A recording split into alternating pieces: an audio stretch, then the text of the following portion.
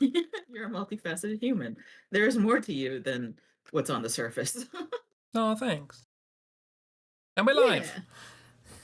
Hi, hello.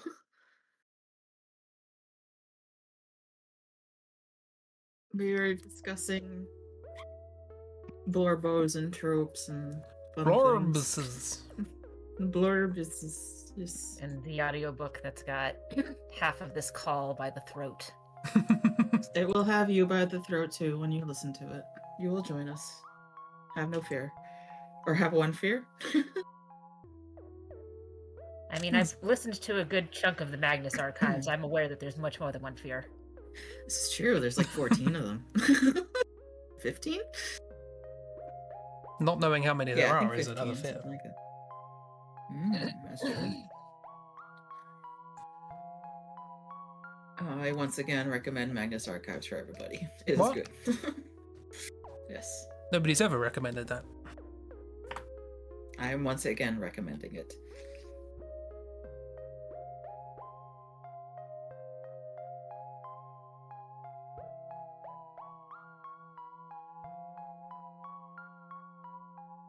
So I hope you're all doing well. Also, Bear, it'll be right back. They said burb. So, yeah. But they are in this call as well. Well, they just said in chat. They're here, but they don't know what to draw. Yeah, the burb was like Oh, yeah. 5 minutes ago, and now they Gotcha. are here in the stream chat. Oh, gotcha. Yes, still don't know what you're drawing. Now them here. Okay. Also, boy, it took a while for Twitch to put chat on on my stream. Bear's message. I saw Bear's message in Twitch chat, like a solid 10 seconds before it appeared on my stream. So, Frame Man? Pause, unpause? Let's see. the frame man was here earlier. We'll see. Well, there's no delay on my end. So, Your message came up pretty quickly. Don't know what was going on there. Technology. Right, what do I draw? It works. Question mark. It will.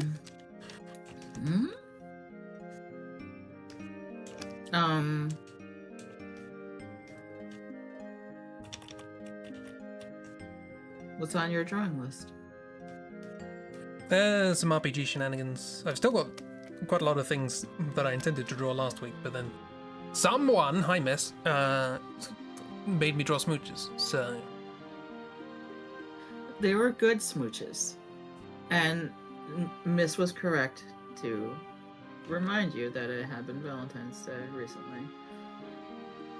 How's the miss? Yeah. Yeah, hi Miss. Speaking of. Also, yeah, the only thing I can think of that I remember you saying you wanted to draw was Stoic being in our RPG thing. Oh yeah, that's the one. She mentioned that one of the I think it was Adela Dreskenwald. There was like a portrait of the Dreskenwalds or something. Yeah. And one of their expressions was stoic, and I was just like, Stoics here? Yeah, that is on my list. Yeah, I'm glad it's on the list.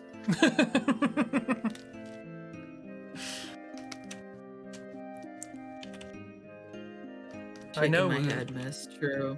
Yeah, so true. The classic shenanigans of the week after Valentine.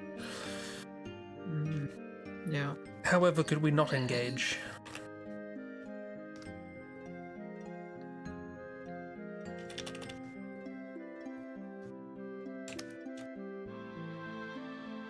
Hey, how are we all? Have we had great weeks? Amazing weeks? The best, what you've ever seen? Mostly it's been admin work. It's been a week. It's been good in that I was able to cuddle with a kitty for most of the days of the week. Heck yeah. But it's been bad in that he is not very... He is a bit counterintuitive to studying and doing homework and stuff, and I had a fuck ton of homework this week. Yeah. So, yeah, and I still have some homework. I'm actually studying a chapter in one of my classes in preparation for a little quiz I have to take today. Yeah. Yeah, you got this. Thanks, appreciate it. A week is a good descriptor. Yeah. A week indeed. It has been a week. Yes. I mean, I agree, but also, boo. Also, I hope you feel better soon. Mace, hope you can rest today. Hope you can rest while not sitting down. Yes. Also, it's okay to sit. Also, yes. I approve of your drawing, Chris. More RPG shenanigans. Can I offer you this Among Us in these trying times? Prestidigitation allows you to do wondrous things, like Mogus. Excellent. Among Us. You guys have no idea how many fucking Munguses there are. The home screen of our RPG. We just keep drawing more and more Munguses in the background. We occasionally do little things on the screen while like battles are happening and stuff, and Plamps went to draw a skull and it ended up looking more like an Among Us, a little Mogus. And everybody took that and ran. Yeah, so we're now hiding Moguses everywhere. It's a good time. I mean, that's just sort of the RPG way. There was a picture that I've seen floating around of like how most RPGs start, and it's got a picture of like the Fellowship of the Ring. Yeah. And then the next one is how all RPGs end up, and it's got Monty Python. Yes, absolutely. I've seen that as well, and I approve and agree. Yes, absolutely.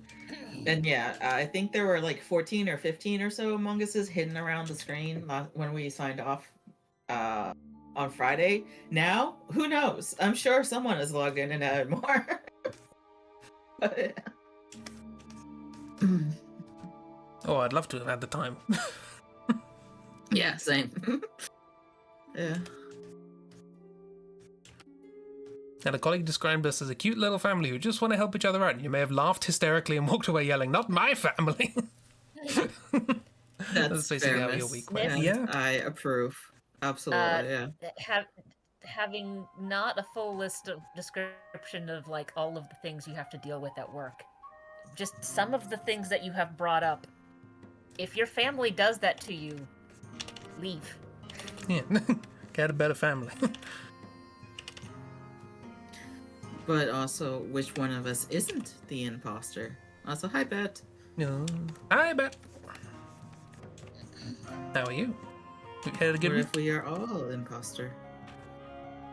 Impostore. I mean, to be fair, at the end of the last session, Saltarello did almost kill Wimble. So... This is true. And did kill Maxie. Did kill Maxie, but Maxie revives pretty quickly, so that's fine. Maxie is like is a creature that Meanie can summon, so it's okay. But like, I mean, I'm sure it still hurt. But Saltarello did indeed destroy Maxie, yeah, and almost destroyed Wimble, yes. But also, it wasn't Saltarello's fault because they were charmed. They were charmed. They were charmed. It was their fault for not taking the threat of, you know, weird fey magical nonsense seriously, and when a strange creature in a haunted house tells you to tell them a story, that there might be shenanigans afoot. Yeah. Don't tell the strange Cheshire cat in the haunted manor a story, especially not one based on your real life. Just don't.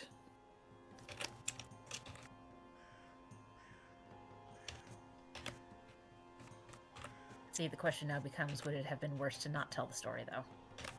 The people who didn't tell the story were fine. They didn't get cursed. So... Yeah, only 2 people told the story. And then there was a fight when we realized that... no, we shouldn't be doing this. And we all survived the... Well, I mean, aside from Maxie, we all survived the fight. I figured pretty early on that it was a bad idea, but also that Saltarello would delight in telling a story. Yeah, That's their whole deal. Yeah. Yeah, that's one of the problems with, one of the things with RPGs. It's like, well, I as the player know this is a bad idea. Oh yeah, absolutely. But And I'm I'm stupid. same with Sawyer and Wimble. Like Sawyer absolutely realized it was a bad idea. Wimble, yeah, I'm gonna tell a story. Yeah. I'll tell a story about my being king. Yeah, hack that manuscript. Hell yeah.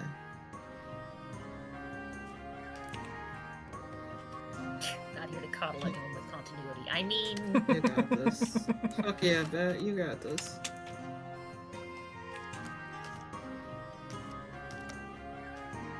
at the same time, though, it's always sort of fun to get to a point of the book where you can just sit there, point, and go, "You!" I knew this was going to happen. You fucker. Mm-hmm.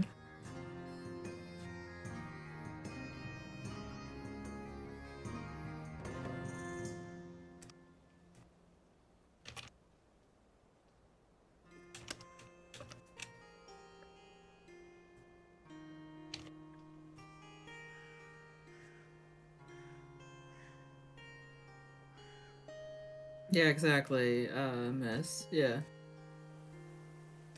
Like, I, as the player, know it was a dumb move, but the character doesn't lie. The Rose doesn't lie, and they left him to talk to people. Exactly, yeah.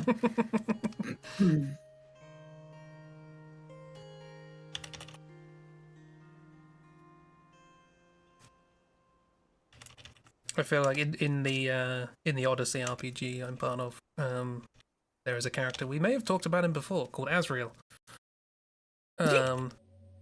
who is very much the blunderer into situations with no real canny as to self-control and what to say and what not to say and all that sort of stuff. So it feels kind of weird having played Acton, who is the one just desperately trying to stop Asriel from keep doing this, because Acton's the one who's got to heal him. Yeah. It's kind of weird to sort of play a character who is actually, you know, the face-first character, who will happily introduce himself to haunted ghosts that want to kill him, and tigers that want to throw them around like a ragdoll. Playing a naive character is sort of fun for getting into situations, but also I'm like, oh god, this could have gone so much better. And now everyone else has to deal with your situation. Yeah. Yeah. I've been on the receiving end, and now I'm on the giving end. Yeah. Indeed.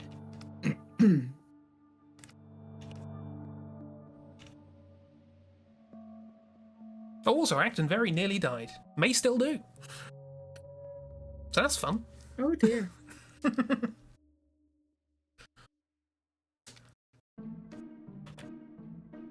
And Ghost of a Dragon Lord didn't take very kindly to him going around and healing everybody. So they threw him off a boat. I didn't do nothing. It all happened between my turns. Sure. Fortunately, we have a dragon in our party who managed to fly down and pick him out of the water, but he is still unconscious and almost dead, so...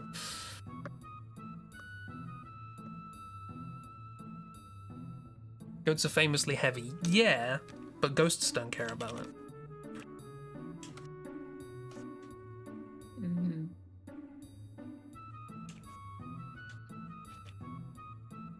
See, the fun thing about that is that Acton does actually have a piece of armor, which means that if they go unconscious in water, they immediately revive. He's not wearing that armor, but he has it. That's really funny, actually. It's light armor. He doesn't use light armor. No one else wanted it.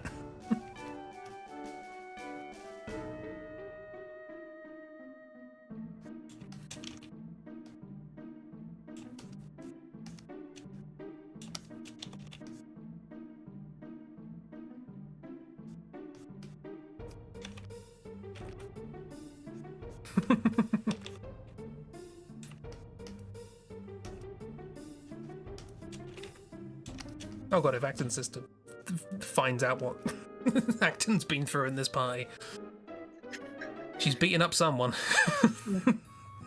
Rip Azrael. Probably Just Azrael. saying. Most likely Azrael. Please let Atkins. No, I'm kidding. Actually, I don't know if she'd beat up Azrael. She'd probably have the thing of like, you're too stupid to take responsibility for this. Who actually has a brain here? Yeah. Who knows better? Oh no, not Palamon. No.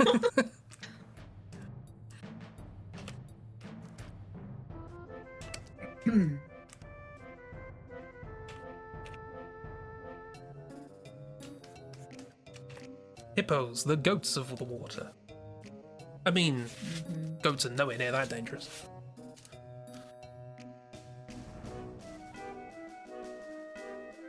I was gonna say depends or whatever, but yeah, no, hippos are fucking terrifying. Yeah, no. They are deadly. They are indeed. I mean, a lot of animals are if you give them a chance, They're- but hippos will go after you. They're the thing of nightmares.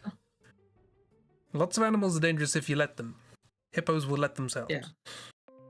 Yeah. I know many things that hippos can do, and I am scared, miss. But also, yeah. And I hate touchscreens as well. Yes. I mean, I feel like you could fill out like, however you want, and that would still be true. Because, like, I think it's true as it is. Tell a hippo what it can and can't do. Exactly. Did you know hippos can? It is indeed true. They can. Yes. It's true as it is. You didn't need any more than that.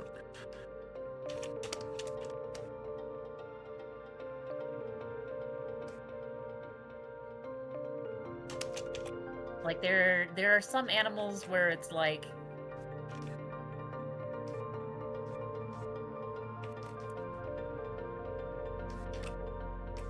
hippos cannot swim, their lower legs are solid bone, so they sink. I mean, are you gonna tell a hippo that it can't swim? I wouldn't tell a hippo it can't swim, miss. But the BBC One ident of the hippo swimming in a circle, did it lie to me? That's a reference. Probably just for this. How could the BBC lie to me? That can't happen. It's impossible. Easily.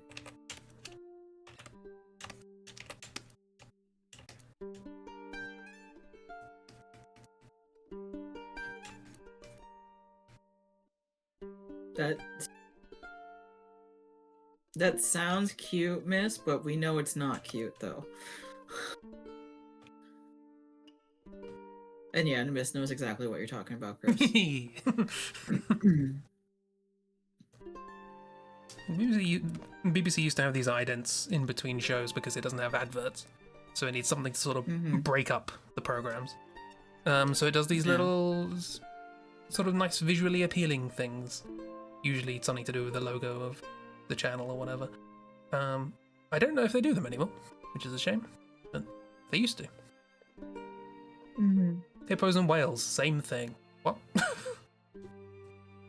Speaking of whales... Miss started this all by saying that they have been watching documentaries about whales and hippos, maybe. Same thing. So, yeah. Fair enough. Speaking of whales... Speaking of whales, did you know electric eels? I believe they are closer related than you think they would be. Probably. I mean, whales are mammals, right? Yes, they are. Yeah, but they're also mammals where it's like, in the past, like, a mammal walked on land, went, fuck this shit, and then went back into the water. Fair enough. But yes, speaking what of about that, electric eels? Electric eels also are air breathers. They do not... Are they? Yeah, they have to come up for air.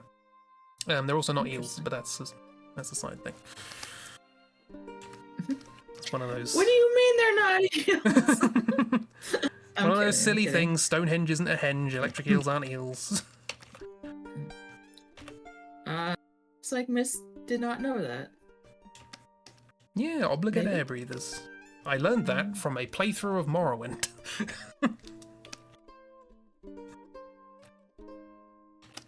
Sometimes they just share random animal facts. It's a rock fact. Yeah. Hell yeah. Morrowind isn't real. How dare you?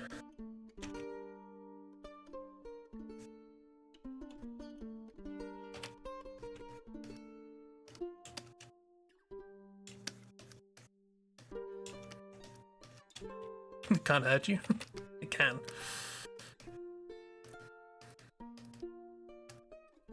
I worked out fairly recently. I used to have this motif in dreams where I could kind of float a little bit, but I couldn't float like arbitrarily. I could sort of jump and then just sort of float along the ground like I was skateboarding for a little bit. And I had that motif in dreams for years and years and years and years before I realised that the reason I had that motif was because you can do that in Morrowind because the jumping collision's not very good.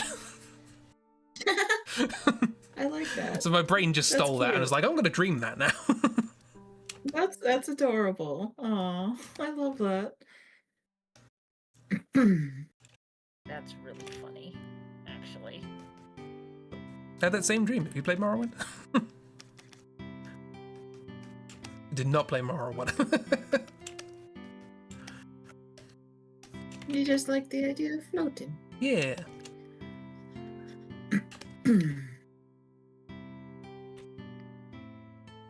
Floating's easy. You just gotta fall and miss the ground. As Douglas Adams taught us. But you did used to have that dream. Maybe there's more to it than Morrowind. Also, I attempted to draw something earlier, but I don't have the juices, so I'm just gonna chill and hang out for a bit while I do homework. If that's okay. That was me yesterday. I was like, I'm gonna get some work done. Tries to draw for 5 minutes. Nope, not today. Not today. Not today. Never mind. I lied. Had to stop yourself from watching Poirot Marple today because you had interesting dreams last night with a very quaint soundtrack. Oh.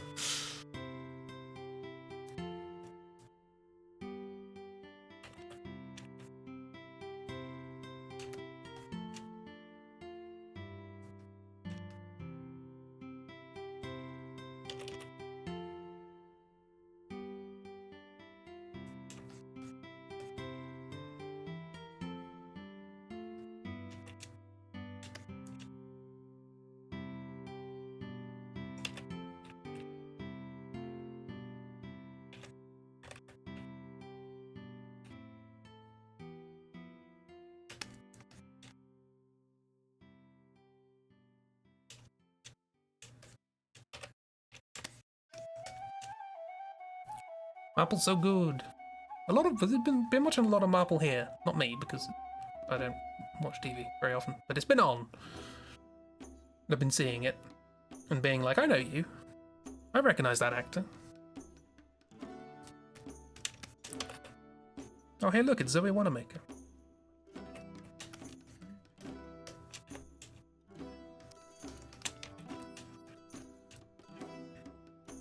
Saltarella. We did find in reference to protecting birds. We did find, I don't know who took it, a wooden duck in a bath. Oh yeah. Which did any of us take it, or is it still there? It was taken. I can't remember who took it though. Okay, I think I had to mute myself or something because someone had walked into the room I was in. So I wouldn't be surprised if Matt ends up having it because just everybody gave it to them or something. But anyway, I could see that happening. The duck is it's simply a small wooden duck that you can turn periodically into a real duck, and that real duck can be given a message, which it will then go off and convey that message to whoever you tell it to convey that message to in your voice. Yeah. Which is still horrifying to me for some reason. Also, it's covered in blood. Yeah, well, it was in the bathroom was full of blood. It was in a room that shining elevator blood style was like poured like blood out of it in the out of the tub. The characters therein washed out of the room on which a were tide Matt of blood. and was it Matt and was it Wimble or Meanie? It was Matt, Meanie. Yeah, it was Matt and Meanie, I think. And then there as well? I'm not sure if Wimble was there. I think Saltarello. I don't think Saltarello and Lenore. Saltarello and Lenore were having a standoff, quote unquote, after you. In the other room, yeah, they were having a standoff in the other room. I think Maxie was. The other three had walked forward. I think, it was before. Well, yeah, Maxie was there. Yeah, I think it was just Matt and Meanie, maybe Wimble in the room, so they were covered in blood. Oh boy. Yep. And now we have this duck that we can use to deliver messages if we need to, and that talks in our voices when we deliver the message.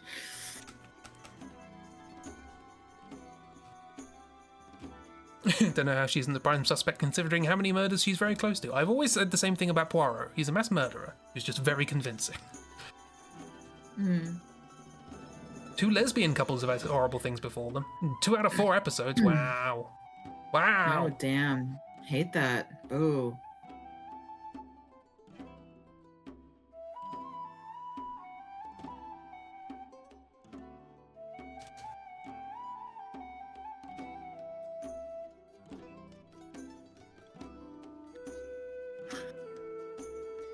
Yeah. Yeah, that is very English. Yeah. Bury your gaze. Nope. Hate that. No. How about we not bury our gaze? Thank you very much. That makes me think of an episode of Inside Number 9. There's actually... So Chuck Tingle decided to take a step out of bizarre porn. Yeah. And did actually write a horror novel about the bury your gaze trope. Oh yeah? I may need to check that out. Do the gays get to bury everybody? No, I'm kidding. So the basic premise at the start is you've got a gentleman who I believe he decided to name him Misha because of course he did. Who is a writer in Hollywood. Yeah. And he is a gay man and sort of struggling with the being open about that because Hollywood. Yeah. And there's a story he's been working on where we've got a gay couple where it's like, okay, we're going to we've been building this up and now they're going to be a couple. And the Hollywood execs are just kind of like, we have determined via the algorithm that the best way to get more engagement is that you kill them both off. And he's like, hey, that sucks. And then the horror element sort of gets introduced in. Basically a bunch of just simulacra of various characters start showing up, and they're after him now. So he's got to deal with all of that, and his own personal problems, and all of the Hollywood nonsense. So yeah, it's very much a horror read. Yeah, it's called Bury Your Gaze.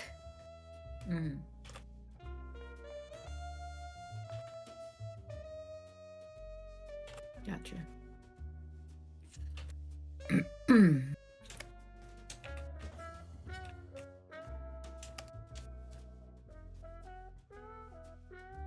Skip moving on. His more recent horror novel's better. Lucky Day. It's got a lot of body horror, but he doesn't linger on it. It's been described to you as gross, scary. Moving on. I love that. I may need to check that out. I mean, that doesn't surprise me considering how many bizarre concepts he has had as characters in his stories where it's just kind of like, don't think about it too hard. Yeah. Is anyone thinking about Chuck Tingle's books too hard?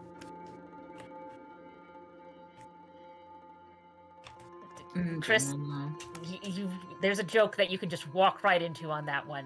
So. Yeah, I'm not. That's the name of a book, isn't it? Don't think too hard. I'm not taking advantage of that joke at all, but I do see it. I see multiple answers to that question, but I'm just gonna take it seriously. No, I don't think about it too hard.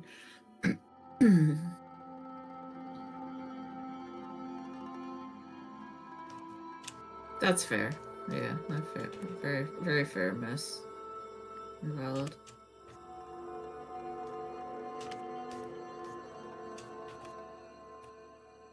I mean, I'm mostly just impressed that he decided to write a couple more books that are still, like, things where you sit back and go, well, that's bizarre. But things that are a bit longer and a bit more serious in tone, rather than just we're just doing weird parody nonsense. Because has done some other books previously where it's like, okay, he is very clearly taking the piss out of one particular thing. Like, he's written a porn parody that's very much we're taking the piss out of J.K. Rowling and Harry Potter as a whole.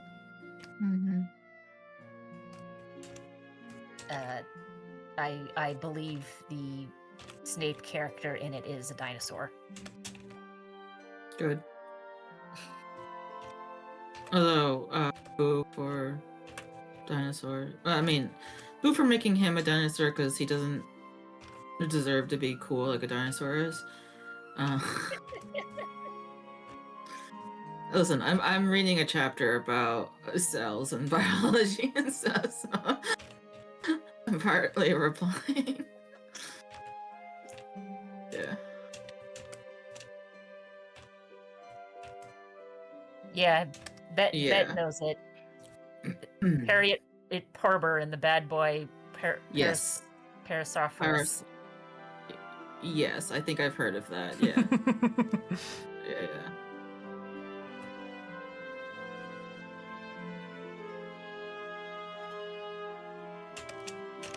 This is also from RPG Times. Yeah. Miss. Isn't that bear currently residing in Wimble's ribcage right now? Yeah, I was gonna draw that, but that means I have to draw a ribcage. Fair. No, that's fair.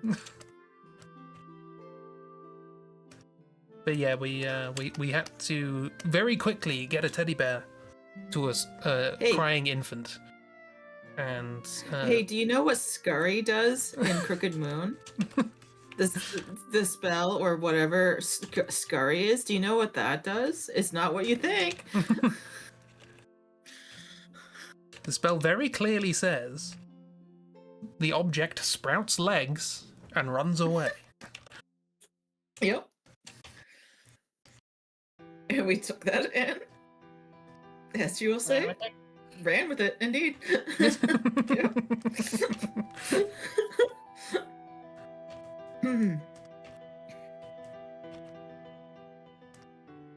I don't know how feet work. What are feet?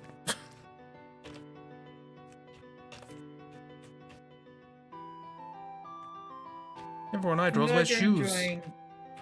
I'm glad you're enjoying the book, miss.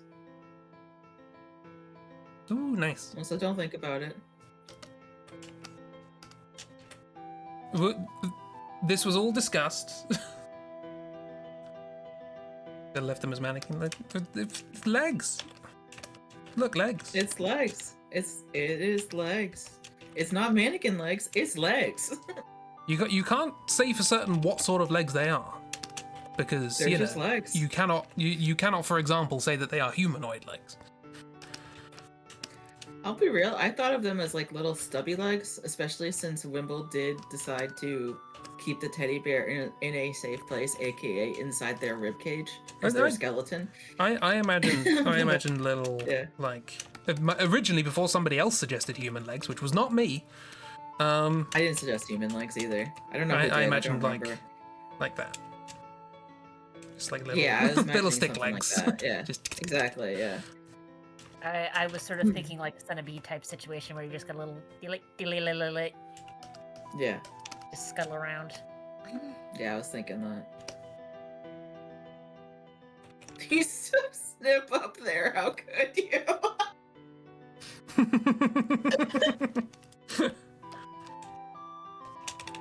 Listen, he's got a teddy bear now. He's holding on to it. He's running with it. It's fine. He's not in there. He's holding on. It's like one of those really big bears. It's like bigger than a toddler. I do like how you now associate like those legs with stuff. Yeah, I love that. Yeah. the legs are sort of making me think of the Katamari characters, like the prince. Oh yeah. And the others. Like the princess found a teddy bear. It's huge. Yeah. Yep.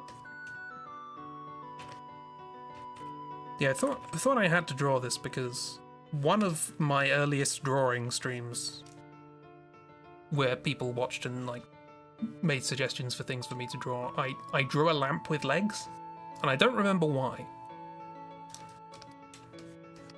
But that was like 6 or 7 years ago, so I felt like I needed to carry on the tradition.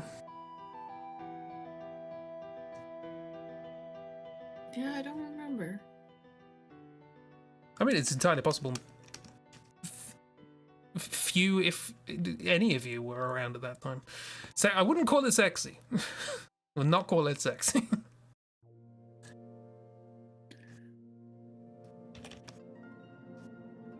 It's fragile.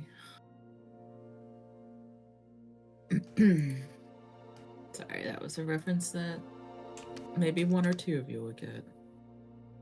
This is a wider audience than I usually allow.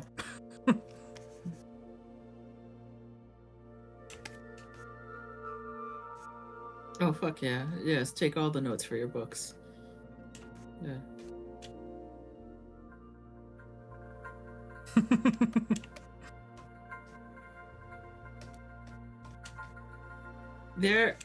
There has been more than one time during this Crooked Moon campaign where Cheeb described something and me and or Plamp went, what in the Magnus Archives? So there's a lot of eldritch horror going on in these sessions. A lot of horror, a lot of disturbing visuals, and just it's fun. It's great. I love it. Like legit, I do love it.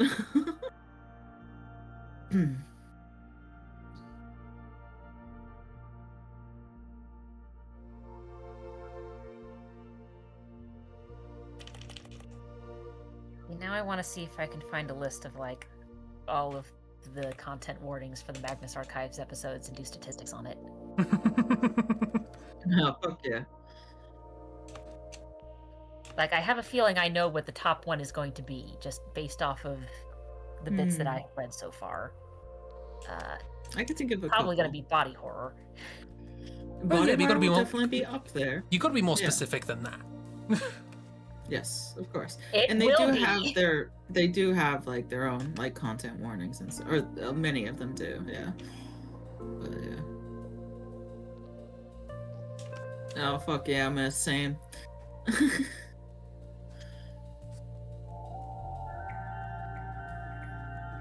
Yes, as we get into spring. Watch out for the anglerfish.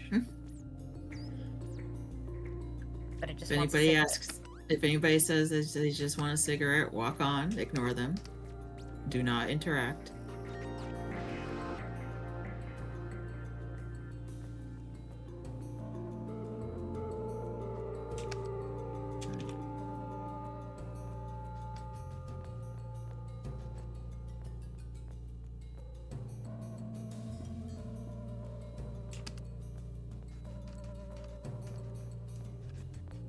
Okay, this is just a random question because Bet brought this up with regards to the Harry Potter houses. How many of you are aware that in Britain a lot of schools just have houses? Like, the kids are divided into groups called houses. I mean, I was aware of it. I have a feeling they're not picked the same way. Well, yeah. Because I have a feeling that in countries where that's not a thing, people just imagine that was invented for the book.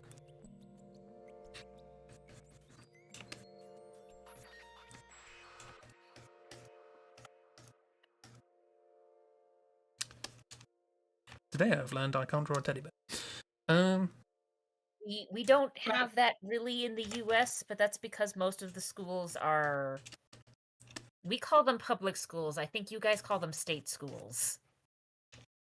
Yeah, our public schools are private schools because we can't do anything sensibly. I mean, it makes What? sense, sort of, because for you guys, private school, quote unquote, is like you are privately hiring a tutor to school your child. Where the public school, quote unquote, is someone where, okay, the public can send their child there. They're still paying for it, but like, it's not just you are paying for your own individual teacher. Yeah, no. And then state school is a school that the state is funding. So, like, it's sensible, but since it's also arbitrary, you've got two different things where they're both sensible and mean different things.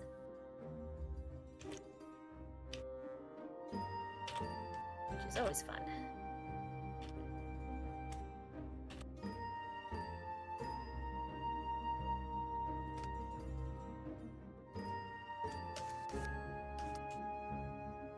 But yeah, our public schools don't really do that sort of thing, with the exception for mainly ones that are charter schools or schools that are essentially multiple schools hiding in a trench coat.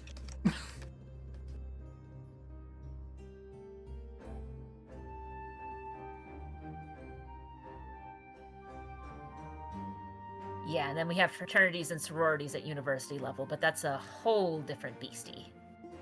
Yeah, we don't have that, so I get confused by that.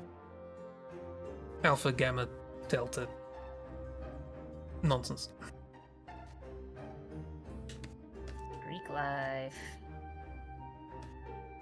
Whatever the hell that might mean.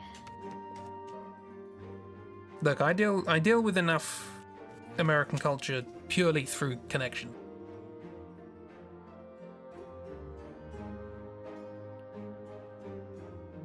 I mean, out of all the things to understand about American culture, sororities and fraternities are probably like so low, like don't even bother.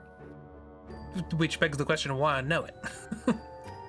I certainly didn't seek Probably it. because there's been way too many like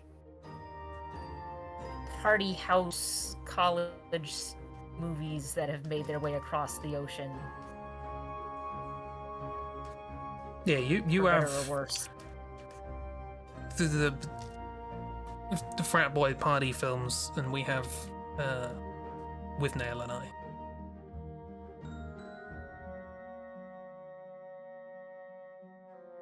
We're watching an animatic. E. Also, I have heard of Michael. Yes, that is Michael indeed. And yeah, I had a feeling that they are a character you would enjoy, Miss. Absolutely. Between like their description, their voice, their laughter, just everything about them. Yeah, I had a feeling you might like Michael. And there's another character as well, along a similar vein that I think you might like too, but I will not mention them because I don't know how far you've listened. Michael is great. I love Michael as well. Yeah, definitely a favorite. And I also really liked the other Michael as well. At least when he was spoilers for Magnus Archives, vague spoilers, but you do get to hear him talk, and he kind of gives a statement as well. And I really like the sound of his voice, and just I enjoyed his statement too. And I like those kind of statements are also like some of the ones that I half struggle with and half am enthralled with, because if I was in that universe and affected by one of those fears, it would probably be the vast. Yeah. That is definitely one of my big fears. Absolutely. So yeah. But yes, big fan of Spyro Michael. Yeah. He fun. They fun. Yeah. Fair. I enjoy that this map of like German trying to name all the 50 states has Ohio in like 4 different places, except for actually on Ohio. Well, no one knows where Ohio is. To be fair, also, most people in Ohio are trying to get out of Ohio. Yeah, none of those are Ohio. I also love Oreo, and I also love along the Northeast. The fuck is going on here? Because those are some of the states that I am absolutely positive I know, because I live there. I live up there, so I'm like, yeah, those are fun. I know all of those states, no problem. It's the rest that are all squares that I'm just like, let me think about it. Yeah, I'll be honest. The ones I know for sure are the ones that they also know. So clearly that's a global thing. These ones make themselves a global nuisance, so we know them. The rest. Texas too in Minnesota. Texas too. Texas, that's the actual Minnesota. Minnesota is Michigan. We'll be going with them close enough. Yeah. North Jersey, Dakota? Question mark. New Jersey, New Mexico, and New York. And New York. Where is Ohio? This also feels like Ohio. And my personal favorite, Alabama. George. George. I mean, to be fair, I love this so much. I'm pretty sure Georgia is named after King George. Yeah, I think it is. Yeah. Yeah. So, like, that's not far off. Virginia's named after. Mama is very accurate. Yeah. Virginia's named after Queen Elizabeth, I think. I believe so. Yeah. I don't know. This is really funny. Kansas. I might have a crack at that. I will probably get just as many right. To really confuse the folks out there, Kansas and Arkansas are pronounced differently. Yes, there's Kansas and Arkansas. One is the Native American pronunciation, and one is just a French word that happens to be spelled the same. Yes. Also, I think it's less a French word that happens to be spelled the same and more the French fucking up the pronunciation of the Native American word. Oh, that could also please do this, Chris. Yes, I want to see your... Now, I got Texas, California, Florida. I might get... No, that's a city. I crave cereal. Is Maine a state or a city? Maine is a state. Yes. Okay, I might get Maine. Maine is a state. Yeah. We can also give you a list of the states if you want, but also you also don't where's the fun in that? Sure. Yeah. No. Very fair. I could name probably 12.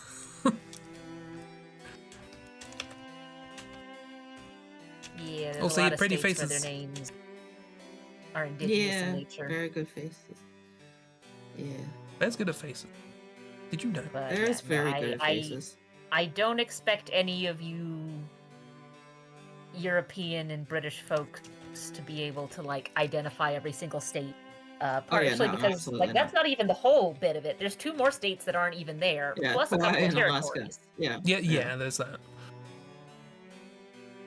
Also, I would never expect. Yeah, it's like the first spelling there, but with an E on the end, I believe. M-A-I-N. It is M-A-I-N-E. Yeah. Also, you want to know what the abbreviation for Maine is? Like the 2-letter abbreviation. Probably GH for some reason. Pretty sure it's M-E, because M-A is Massachusetts. M-I is like... I think that was Michigan. Michigan, I believe, and then MN is Minnesota, I believe. So they went all the with way to ME. the E. Yeah, they had to get to the E. Yep. I also like, just out of context, these messages you've posted in chat. Just like, me. It's like, what is going on? Kira's having a time. Also, to add to the confusion, there's Washington, the state, Washington, D.C., which is the national capital, and then there's a Washington City in pretty much every single state. I mean, we have a not dissimilar thing with London. No one knows what London is. Is it a county? Is it a city? There is the city of London. That's not London. That's a very, very small thing in the middle of London. We're the Patriots. Sorry. But yeah, you have Greater London, then the borough of London, which has boroughs in it, and then you have the city of London, which is inside the boroughs, inside the city.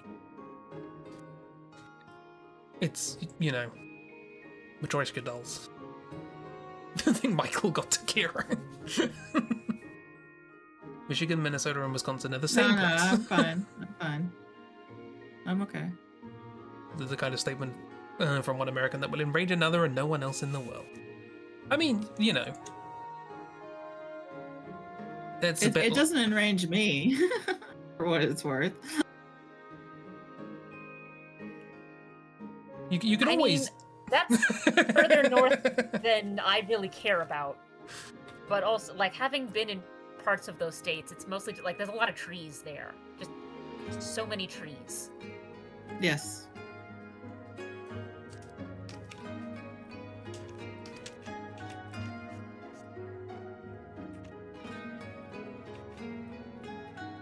Bet, I didn't know you lived in Kansas.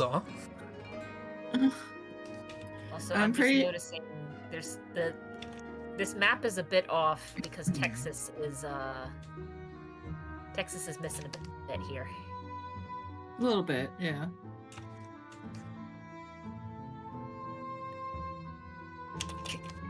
Florida, probably. Probably. There was a YouTube series. Florida man lives down there. I kept getting recommended, which was terrible maps rated. Yeah. Just like, it's one of those things where like I don't know enough about maps and geography to be able to look at the map and go, oh, I see what's wrong with it. But then they point out the thing, and I'm like, how did they do that? How did you make the map that badly? Yep. I think there was one where it was, I don't know, it was like sort of Asia, and I can never remember what people prefer it being called nowadays. The area of Australia, sort of that side of the globe, but they'd somehow managed to put North America in place of Australia. And also, yeah, swapping around South Africa, Africa and South America, that happens on maps more than once. Yeah, I remember Cheap sharing a map with that, yeah. Yeah. Aside with Australia, the moon, the dark side of the earth, Australia. Yeah. Which is funny enough. I do like the maps with the dragons in the ocean, though. They are fun. Oh yeah, here there be dragons. Yes, exactly, yeah.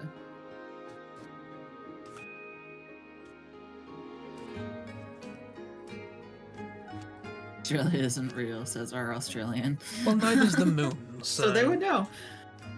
Yeah.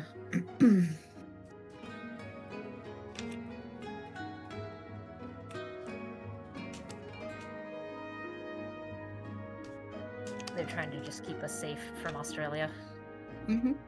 And I appreciate that. Where parrots will just stop rocket ships.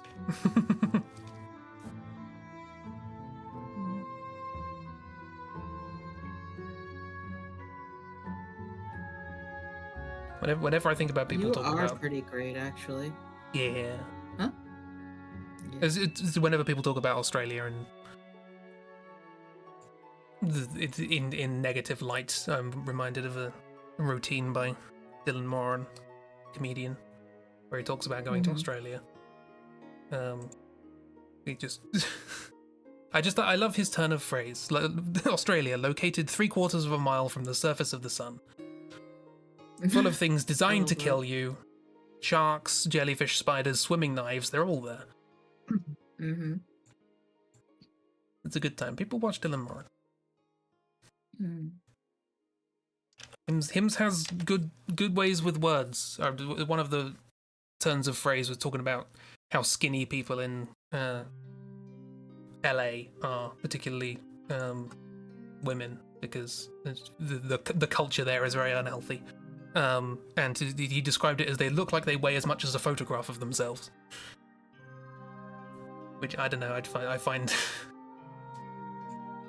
oddly poetic. Yes, Lansar, exactly, my favorite Pokemon. Got to see him live. It was a delight. So fed up all the time does little doodles that he put on screen behind him. Yeah, I saw him once, although I remember almost nothing about it. Yeah. That's great. That's kind of the thing about his... It feels very stream of consciousness and like he's just sort of rambling on stage, so I don't really remember any of it, but it's good. It's very good. It's not stream of consciousness. I have seen stream of consciousness. I saw, I think it was Jeremy Hardy. I went to university at we had a little theatre at our university, which is a theatre a lot of stand-up comedians go to start their tour. And then they work their way up the country and end in Edinburgh. So I've seen a lot of shows called Work in Progress. And I remember once it was Jeremy Hardy, and he was, I think, an hour and a half late because of snow, and the entire first act was just him complaining about the travel situation, and it was hilarious and completely improvised. He was just so angry.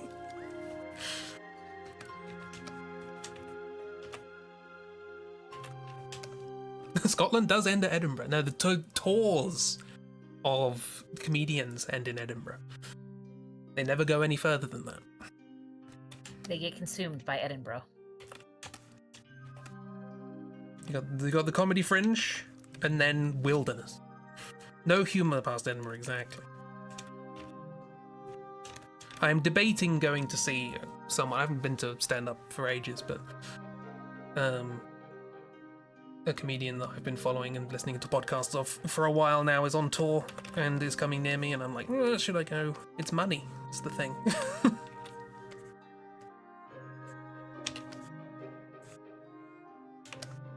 I want to support. I gave my patronage to that bloody theatre while I was at uni. God knows how many shows I watched there.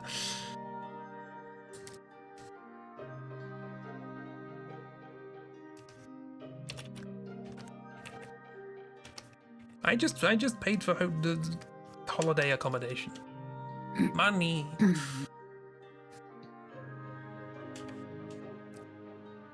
Love it when a comedian kicks off by complaining about the city they're in. Eddie Izzard started Dressed to Kill by mocking San Francisco, I'm guessing. So accurate, delightful. Yeah. Another comedian I've watched several times, Mark Steele. That's basically his act. He really has a radio show about it. Mark Steele's in town, where he does routines about like the history of the city that he's in, which is a heck of a lot of work for a tour. Yeah. Svanses.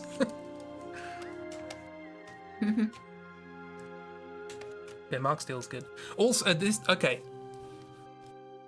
is the thing where, like, I know not every piece of information can be archived, but I would love to be able to find this out again. I watched the comedian I probably watched the most when I was at uni live was Milton Jones, and I had the wonderful prospect of seeing his popularity rise, because I knew him from his Radio 4 shows, very silly stuff, but his shows were like half sold out, and it was just sort of very chill, very relaxed sort of environment. And then he was on a famous TV show in Britain called Mock the Week, and boom, instant popularity, sold out shows. Didn't go to that small theatre anymore because he could sell out bigger ones, you know. So it's just really nice to see that sort of boom, big explosion. But I remember on like the second time I saw him, he had a support act, another comedian who did a set in the sort of first half.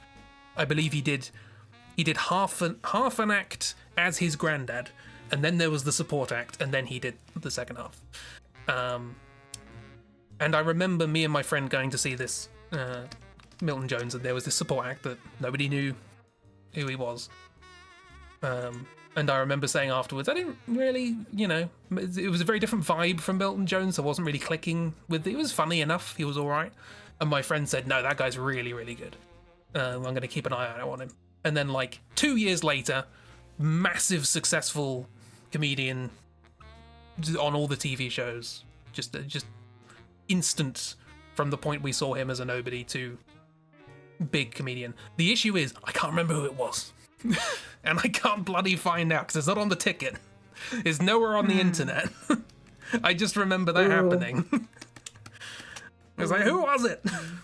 Yeah, bugger. Unfollows. So you get to experience my disappointment. Who was it? It was like James Acaster or someone. I can't remember.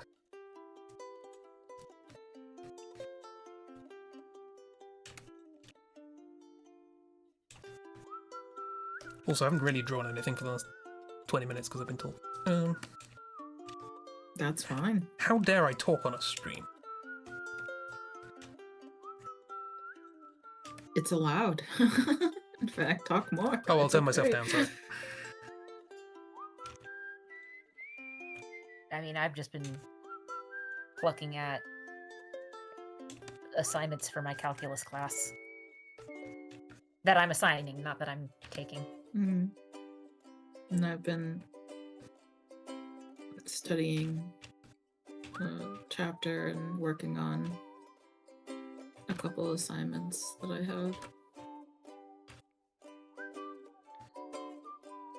Hurrah!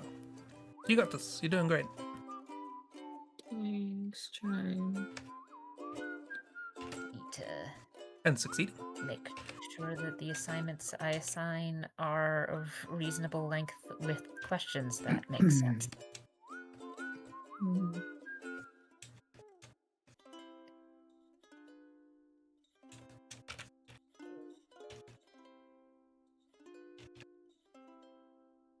Okay, those two are done. Now to the reading questions.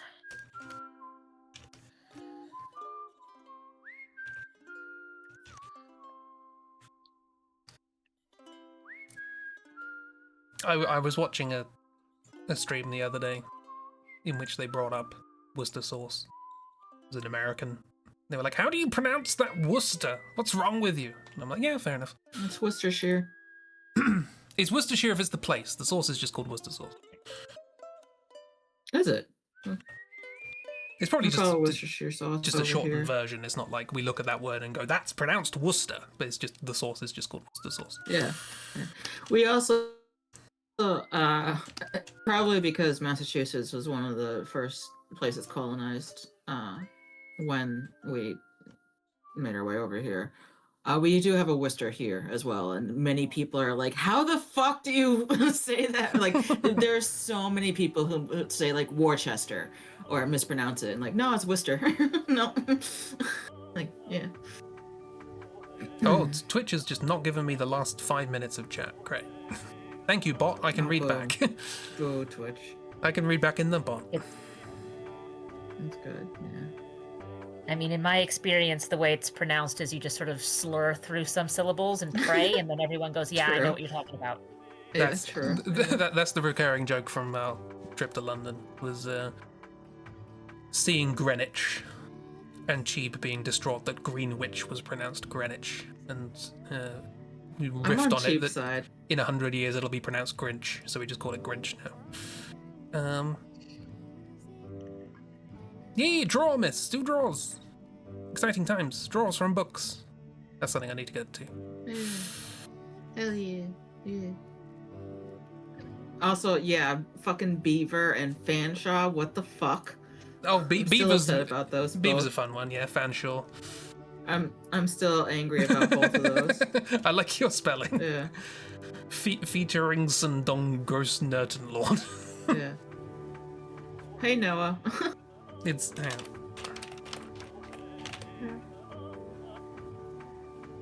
No, I'm not gonna learn how to spell Fanshawe. I think that's how it's spelled. No, I refuse. No. Hey Noah. Hey Noah. I mean, part of the reason why I became a mathematician is so that I wouldn't have to worry about how to spell things on a day-to-day basis. It's just here's a variable, deal with it. Yeah, but you do have to learn the Greek alphabet, so. Not really. I was in a class in grad school where it's just kind of like, this is technically what the Greek letter looks like, but I'm bad at drawing it, so this is just going to now be a squiggle. And it was just a squiggle for the entire semester. There are some Greek letters that are just squiggles. Psi, is it? It's like, it just looks like that. There's a Greek letter there, boom. That's also the same as a rest in music. A crotchet rest, not a crotchet, quaver. No, crotchet. What do you mean it's pronounced Sinjin? What? English is weird. Whomst? What's spelling?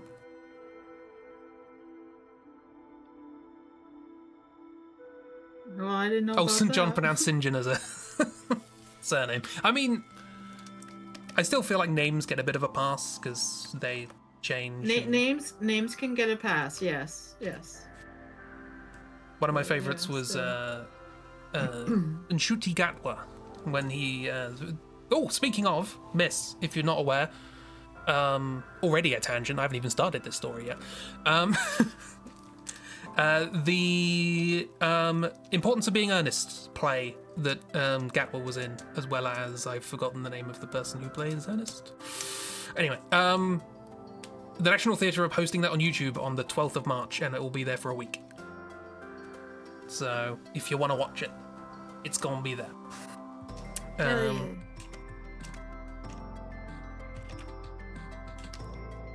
Excellent. But anywho, what was I saying? Yes, Nshuti Gatwa, when he was the most recent incarnation of the Doctor in Doctor Who, and when he became, when it was announced that he was doing that, he went on a lot of shows, and there was a lot of discussion about his name, because it's not a typical name you see in Britain very often. And so he would go around talking about, how it's pronounced Shooty, like shooting star, and so on and so forth. And then, like, a couple of months later, he did a video on the Doctor Who YouTube channel answering questions. And one of the things he answered was, how do you pronounce your name? And he said, it's pronounced Nshuti. You see, my mum watched me saying Shooty and went, that's not how it's pronounced. What are you talking about? So he got told by his mum how to pronounce his name. Wow. Because he was on talk shows saying it wrong. I think it's his middle name, so it's like not something he'd use a lot outside of business. Yeah, no, but, makes sense. Yeah, that's amazing. Oh, could have watch party. Fuck yeah, I wanna watch party. Yeah. I watched a behind the scenes making of the costumes for that. It was quite cool. I've never seen. I don't know anything about the Importance of Being Earnest.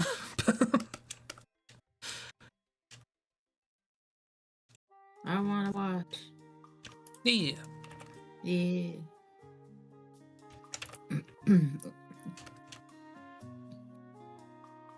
Or subjecting people to various things.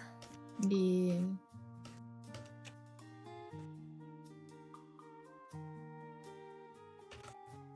I did feel bad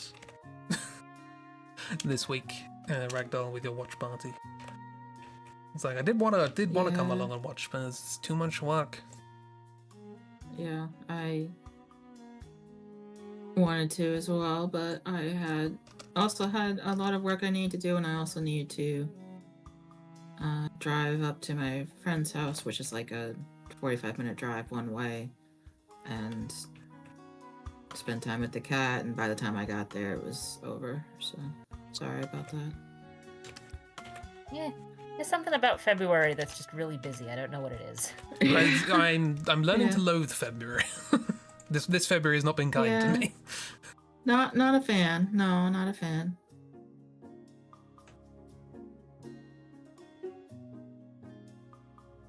classic farce. Hurrah!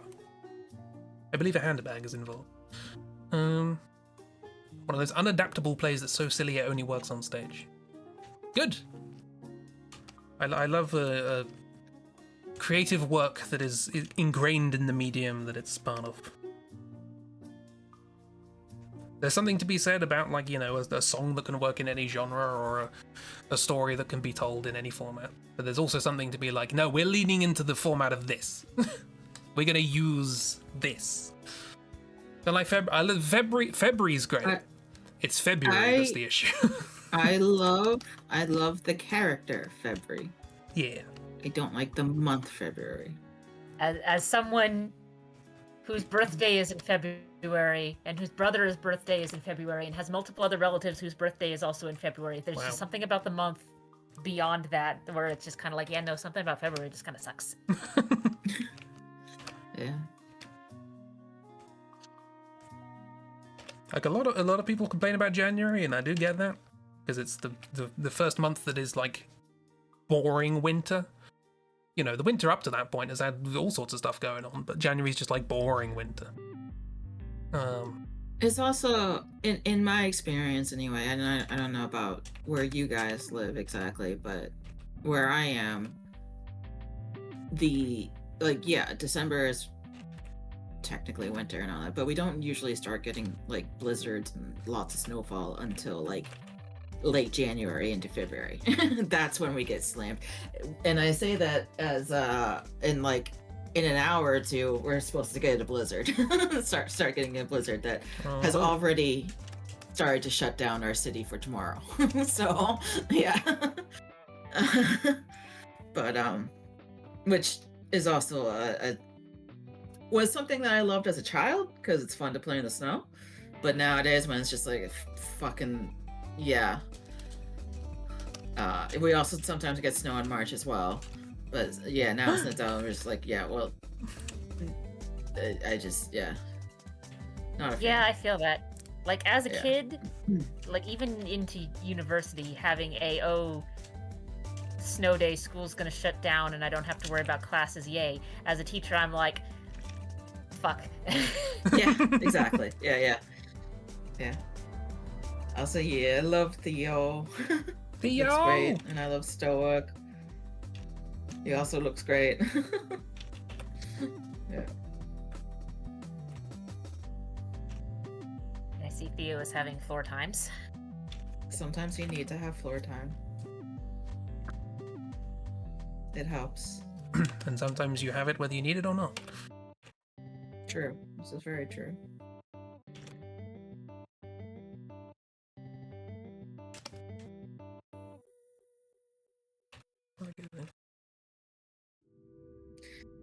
Yeah. I can see that, Noah. Yeah. Definitely.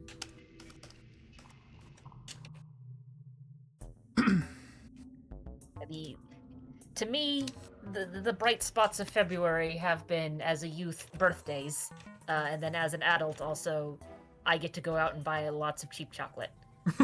Yes, those are both very good. Depending on the year, Fat Tuesday, but also Fat Tuesday is sometimes in March, so yeah. Fat Tuesday kind of moves around. Oh, Shrove Tuesday. Pancake Day. Yes, Pancake Day. Yeah. Someone I follow online tasting Lent his season is starting, and we need to use up all of the lard day. A YouTube channel I follow, Tasting History with Max Miller, which I thoroughly recommend. Love that channel. Absolutely love that channel. Yes, absolutely. Yes, big recommend very, as well. Good. Yes. But he did a short about making old style pancakes, and talked about the history, as he does, and mentioned that in some villages in Britain, Pancake Day is still celebrated to this day. And it's like, you've never been to Britain. Pancake Day is a national holiday, my friend. Yeah. Which is really funny to me, because from my standpoint, having grown up Episcopalian, that's basically it's sort of an unofficial church holiday because basically Lent is a fasting period. So pre refrigerators, it's a crap. We're not going to be able to use butter for the next couple of months. We should probably use up all of the butter. Yeah, I like, etc. I like that, the idea of a holiday that's built from just like humans doing what humans do, rather than like a kind of, an event happened on this day or whatever. It's just like, no, we just want to eat stuff because no, there is a purpose for this event. It was born from human activity. It's still stuck around, because like my understanding is not only is not a whole lot of Great Britain Catholic or Episcopalian, a lot of you aren't very religious, like in general. Not in the slightest, no. So it's like, okay, we're forget Lent. We don't want Lent anymore. But we really like this day where we just go hog wild and use up all of the butter to make pancakes. Pancake day. So we're gonna keep doing that.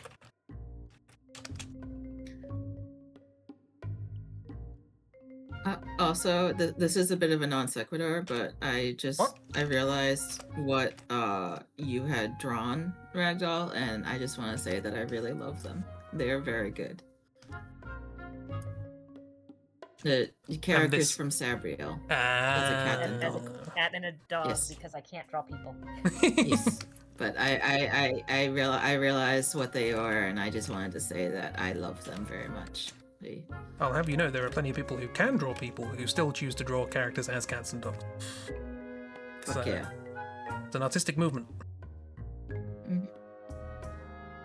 Oh, hell yeah, no, I'm making an enormous pancake in your cast iron in the oven. Nice. Oh, heck yeah. I didn't make pancakes. I made a lot of tortillas recently, but I haven't made any pancakes. One of my co-workers does a lot of baking and food stuff. And knows how to make what's called king cake, which is another sort of traditional, we're using up all of the butter and lard type dessert.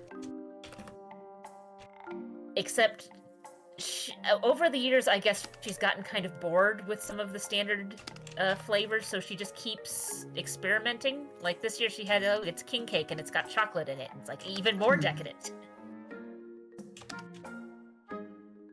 Yeah, try things, experiment. Yeah.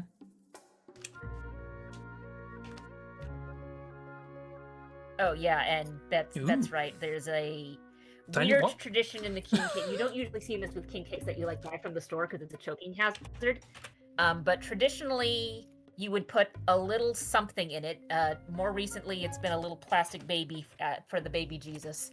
But historically, it was usually like just a dried bean, and you'd hide it somewhere in the cake.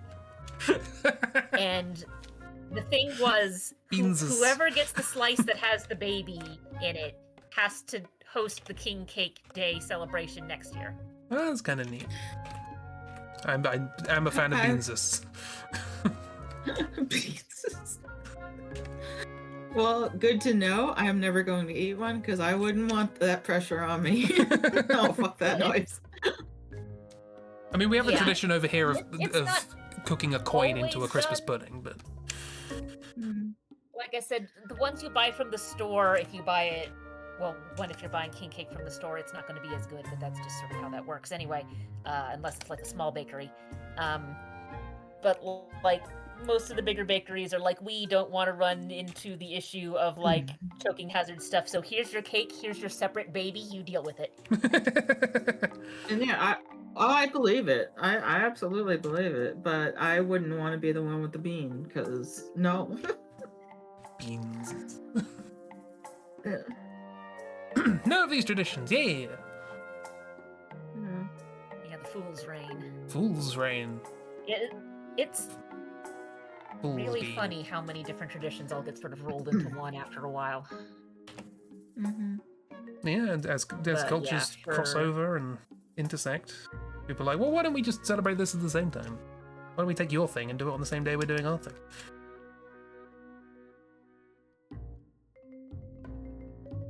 Yeah, at my home church, basically it's like, okay, whoever has the bean, you don't necessarily need to cook all the king cakes for the next year, but like you're the host, as it were. Now, granted, we're typically hosting at the church, so it's not like they need to clean up their house or anything, but it's you're the one who's doing the organizing, as it were.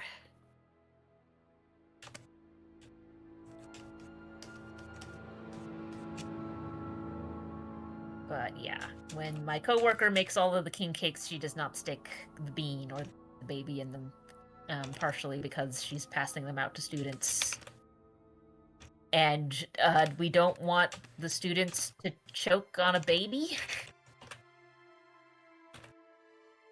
Don't know how else to say that. Add quote.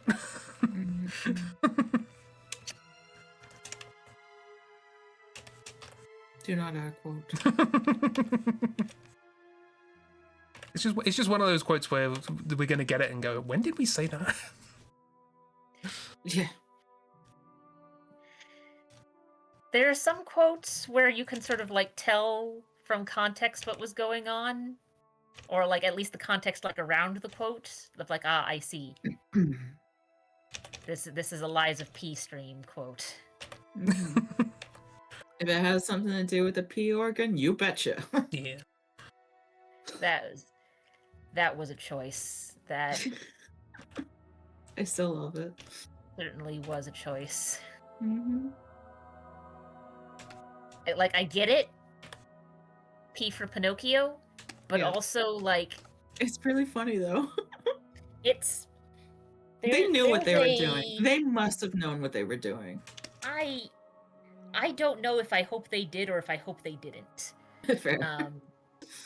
Because both have just like very different, bizarre implications, regardless of the direction.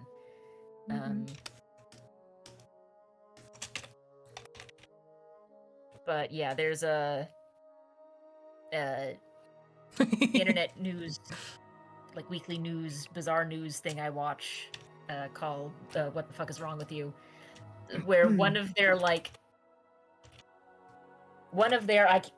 remediation lessons, I guess, where it's this keeps coming up. Why do we have to keep doing this lesson again? Is if you come up with something, run it by like a group of 8-year-old boys first and see if any of them giggle. If they giggle, change it. Or keep it. Well, I mean, yeah, depending on what the goal is. But like, if your goal is not to amuse 8-year-old boys, figure out what about it is amusing those 8-year-old boys. Yeah, exactly. Yeah. Also, have a good one. And I feel like have good. That P organ stuff probably should have been run by a group of 8-year-old boys. Absolutely, yeah. Yeah. Like, I know the game's not marketed towards a young demographic, so like it's not like they're going to be playing the game, but like, yeah.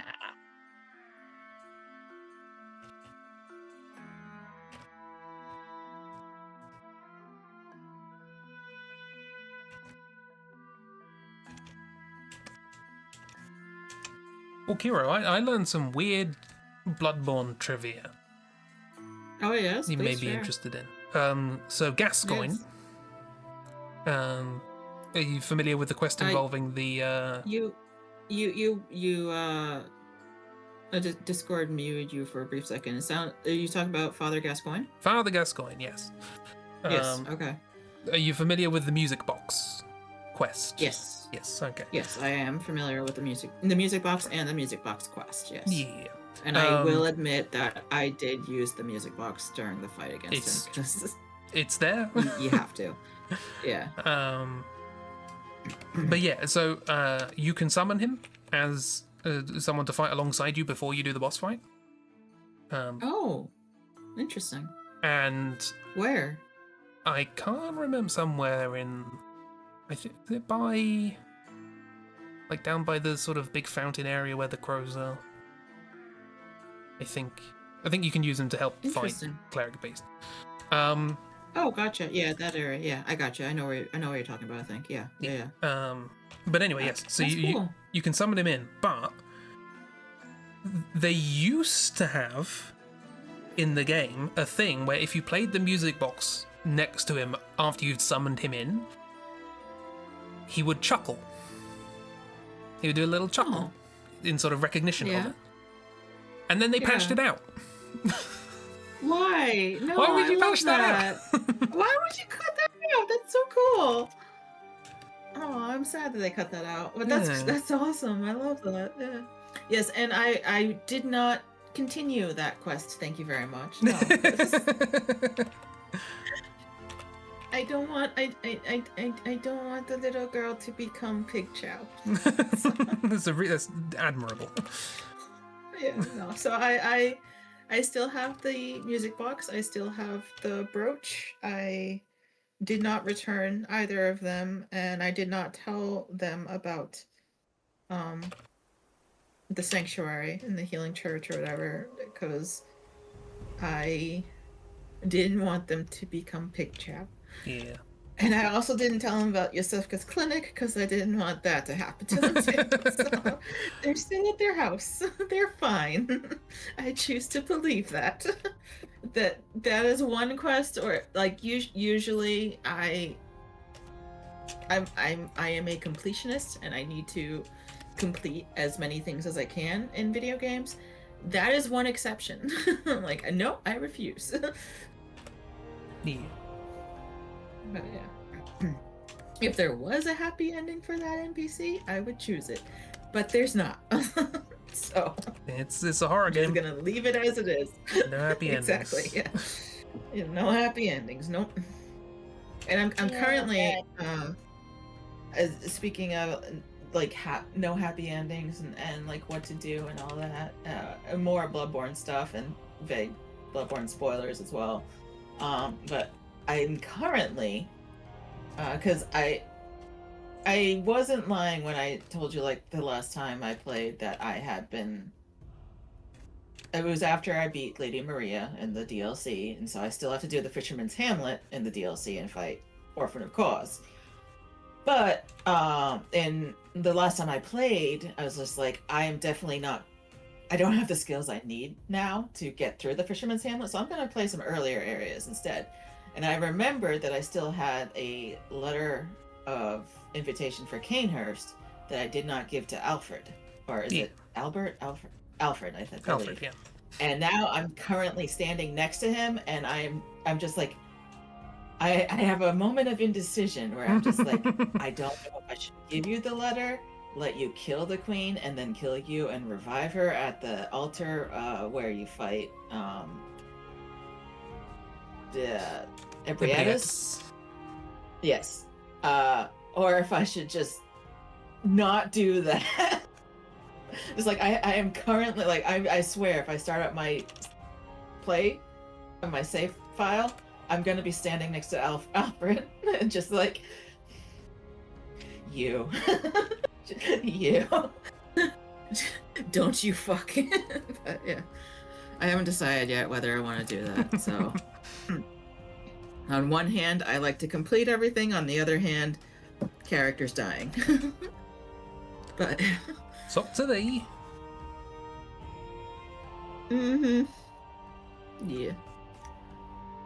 Oh, also Noah. Oh, fuck yeah, you're interviewing Micah? That's cool. That's cool. That's very cool. That's the author of The Sorcery and Small Magics. Ooh. Yeah. Very exciting. Yeah. I'm greatly looking forward to the next book and absolutely fucking love Sorcery and Small Magics. It's hands down one of like my top 5 favorite books already. Ooh, she's finishing up something. Very cool. That's awesome. I hope you have fun. Yeah. Yay. Very cool.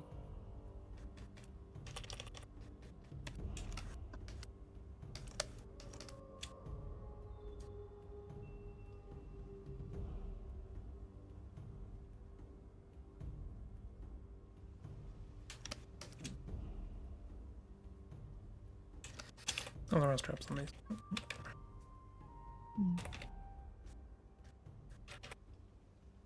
Very exciting. Yeah.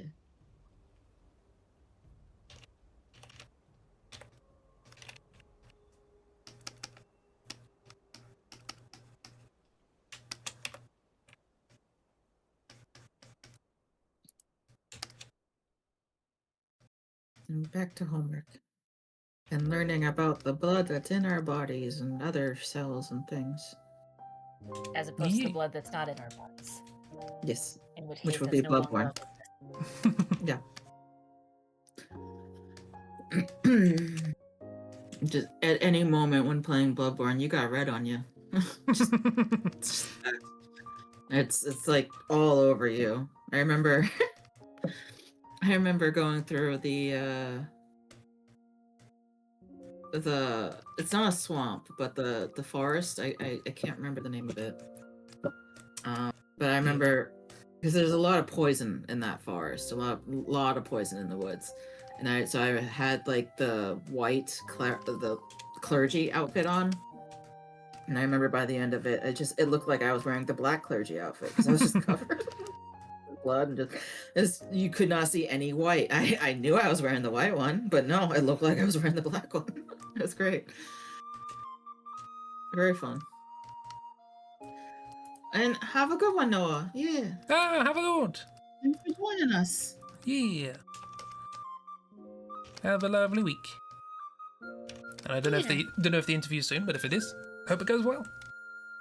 Apparently after March. So, after March, okay. Still though. Hope it goes well too. Yeah, I'm very excited. Hope everything else goes well. Indeed. Well, I think I found a place where you can buy the audiobook and it's just you can download the file instead of needing to good. Listen to it on a particular app. I think I found 2. What? Please share. Downloading and owning files in 2026? I know, it's crazy, but fucking love that. Yeah.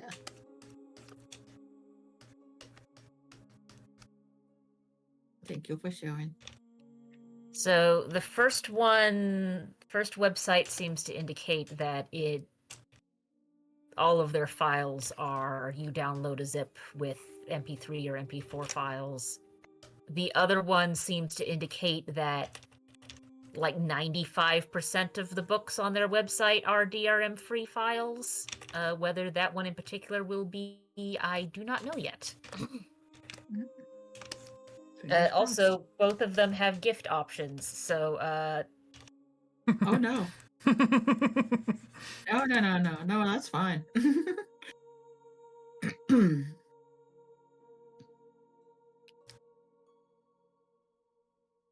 Thank you for sharing them.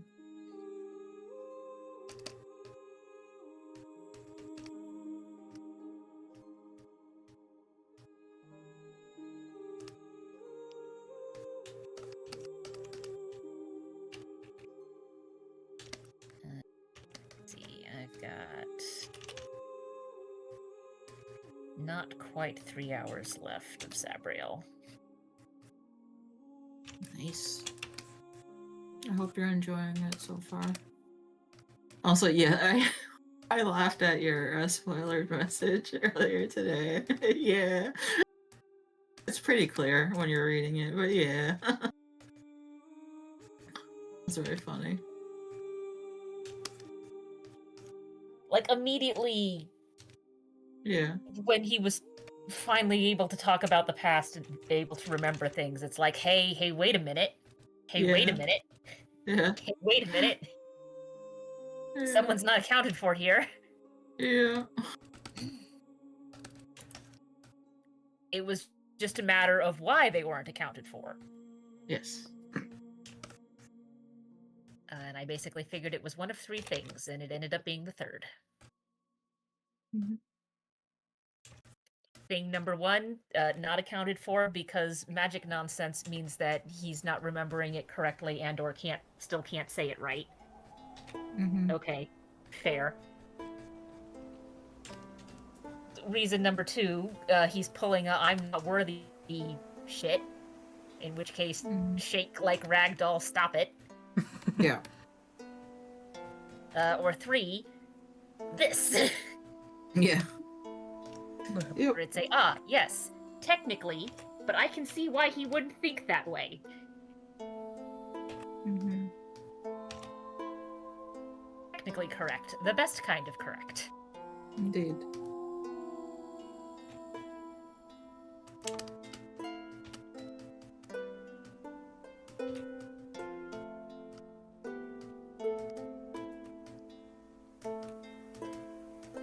I love this, Chris. This is so good.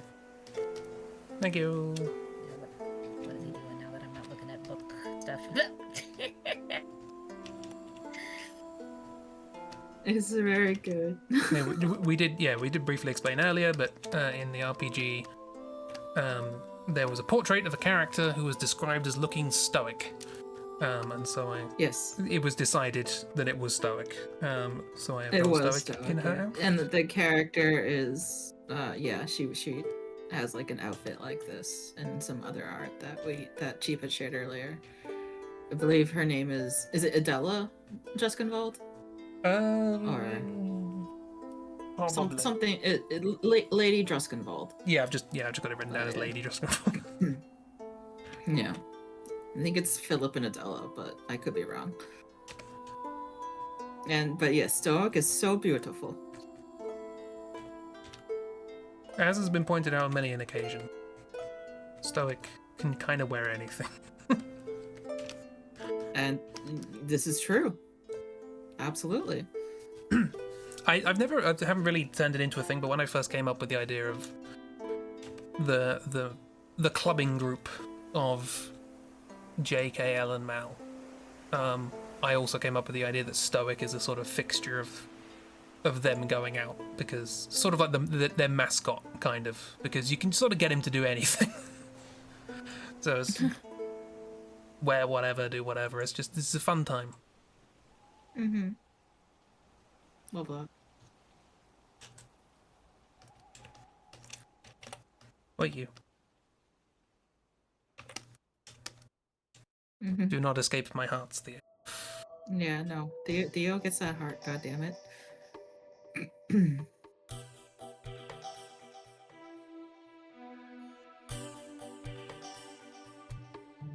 so fucking love that drawing, Bear. Thank you, miss. He is a mood, and I love him. Yeah, big fucking mood for February. Yes, absolutely. Felt that.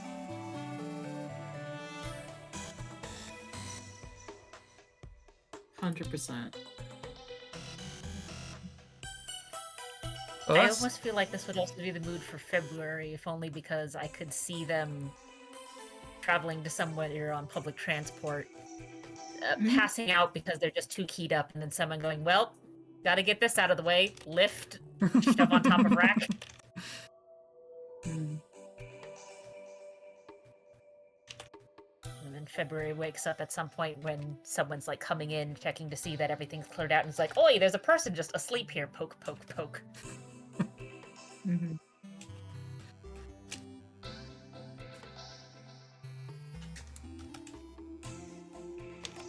Yeah.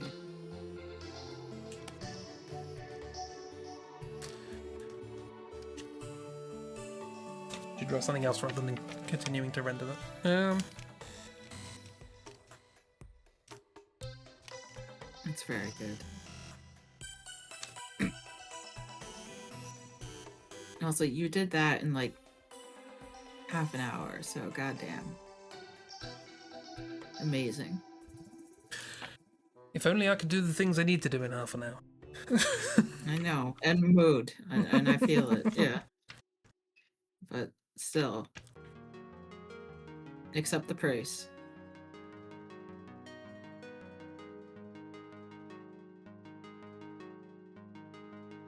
Well, I basically exhausted my doodle list. Fuck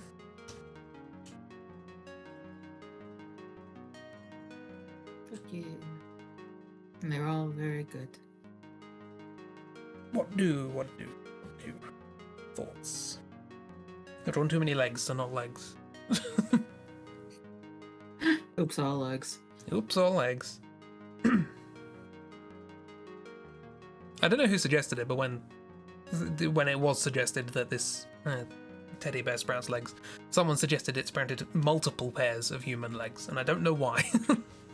I wasn't going to draw that. Come up, yes. That did come up. I don't remember who said that, but yes, it did. Yeah.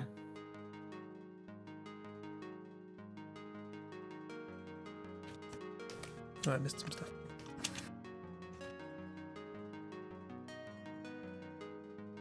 Another cursed thing that happened during that session, and I'm not suggesting you draw it, but another cursed thing is apparently Wimble now has rows of teeth.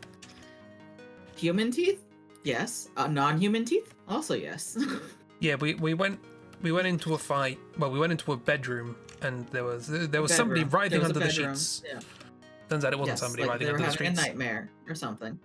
It turns out it wasn't. Maxie went to pull the blanket aside, and it was a bunch of weasels. It was weasels.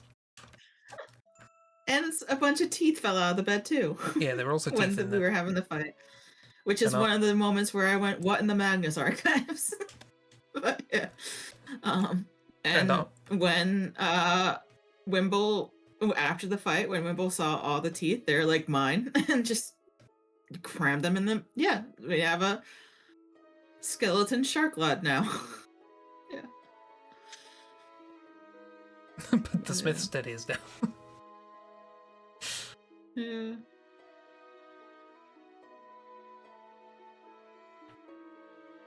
I have watched the most recent Trophy episode, yes, and I enjoyed it a lot. Absolutely, yeah.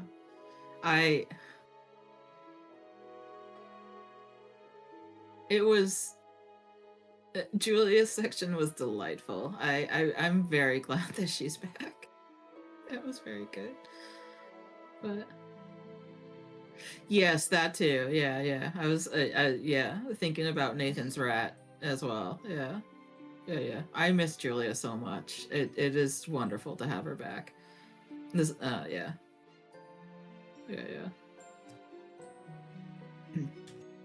Because for those who don't know, she took a break for her pregnancy and maternity leave.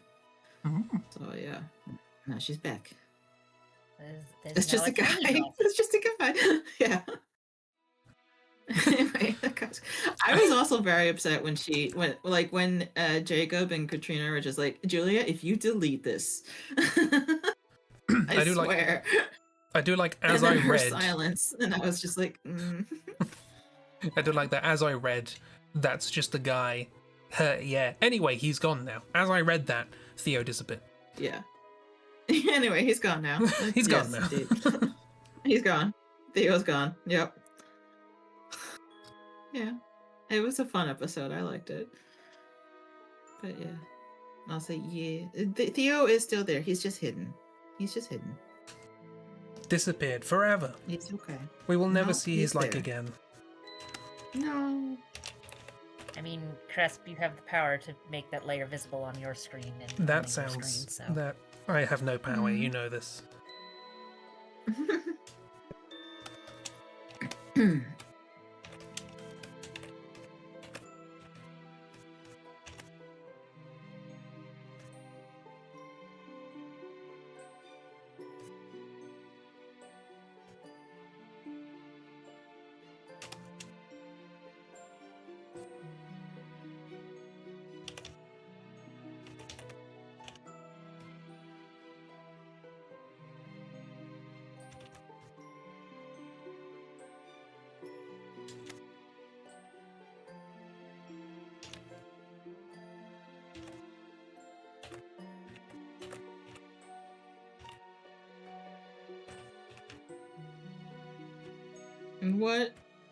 What if you draw that, miss? Just a thought. What if you draw the cute gay old man being cute? Draw a cute gay old man being cute. As a cute Valentine spread. But also that's fair, yes. Brain soup is yeah. I was trying to think of cute gay old men reference that you could use. And my first thought was the sitcom Vicious. That's probably not the best thing to be looking for wholesome. I mean, it is wholesome, but in its own way.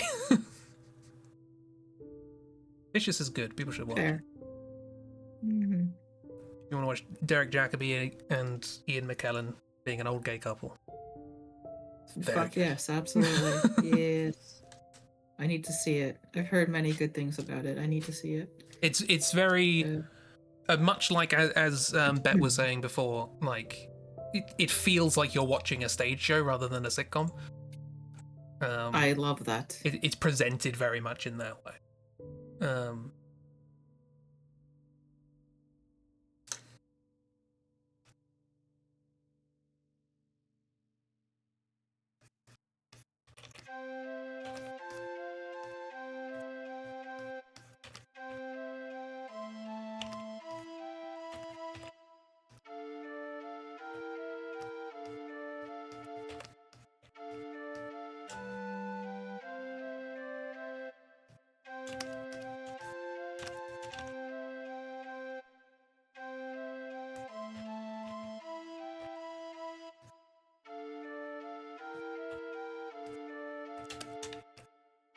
Oh, the bloopers are very good, yes. Because again, it's stage actors. They know how to work an audience.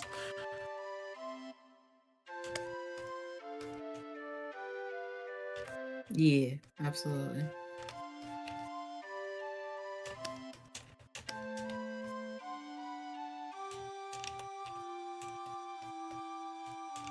Yeah, hell yeah, miss. Yeah, you took several pictures, and they were very, very good. It is this like framed or something? No, it's not framed. No, not framed. Okay. It's not. I saw the neck, and I was just.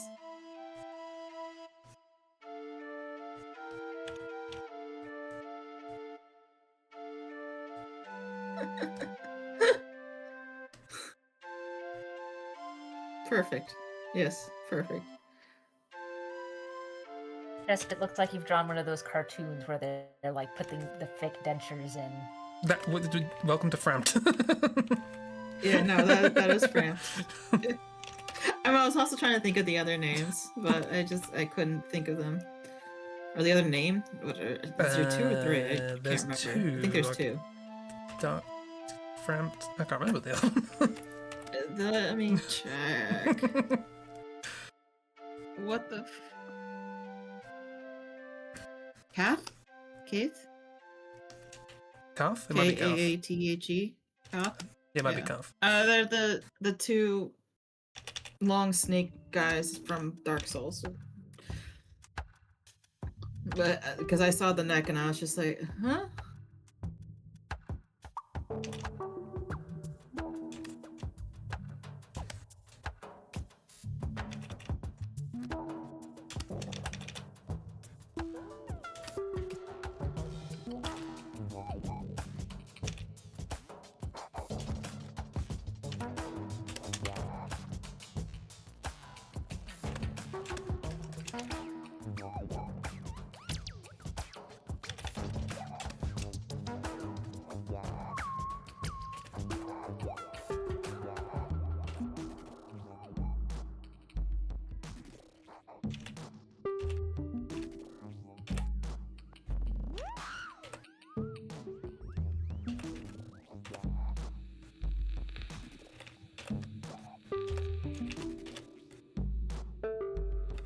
Creepy. I don't know what hands are. What are hands? That was a good hand. But also fair.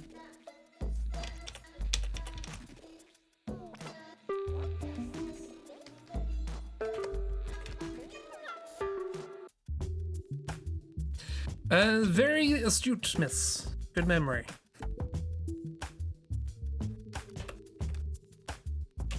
Tis indeed. And they will be appearing in a comic tomorrow. Very exciting. Also, just wait and you will see how Theo is doing, miss. Just a bit. Just wait.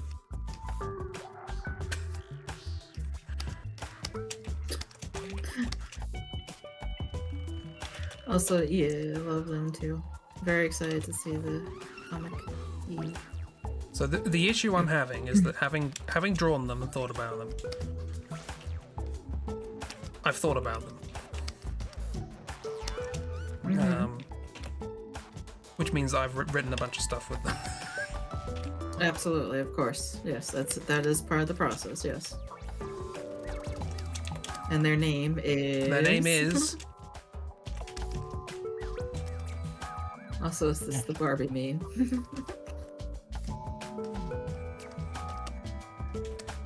Up for discussion. Oh dear. I don't know them yet. I know their relationship with January. I know like what goes on with them, the two of them together, and sort of how their relationship develops over time and stuff like that. I still don't know who they are. So I'm taking suggestions for names. That's a whole ass mood, Cresp. Coming up with names for characters is always the hardest goddamn thing. I've had it quite easy with the last 11. No, last 13 actually, the 14. Because the last 14 have had months or letters.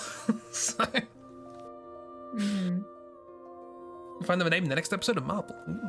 Last episode gave you an OC name yesterday. Ooh. Very exciting.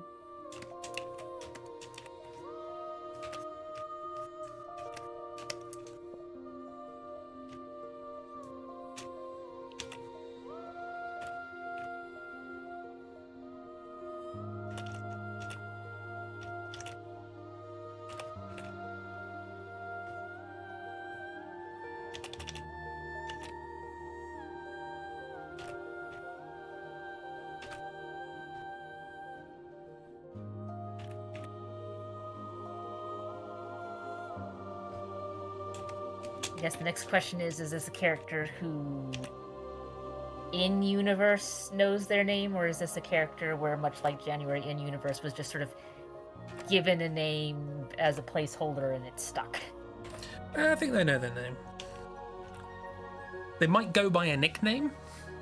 I feel like they have the kind of vibe that, like, you know, don't call me that, call me this.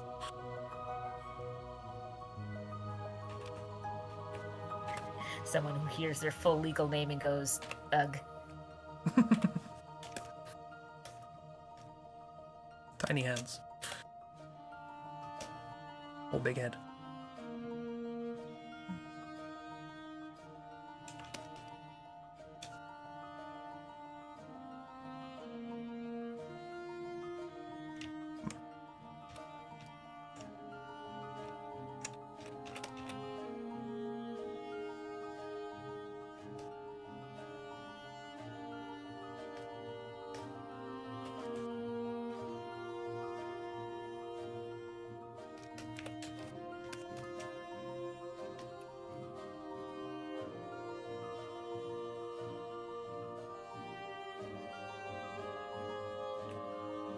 Finn says he'll sell him his name for a price, but won't say what the price is. Give you Ruben's surname. Heard it. And was that good for Leonardo pointing at the screen? But sometimes it just clicks.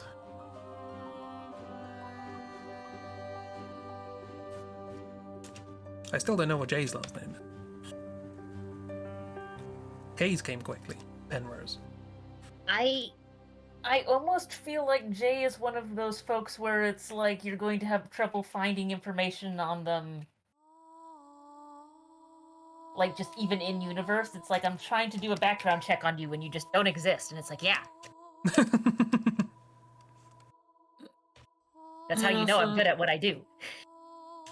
Yeah.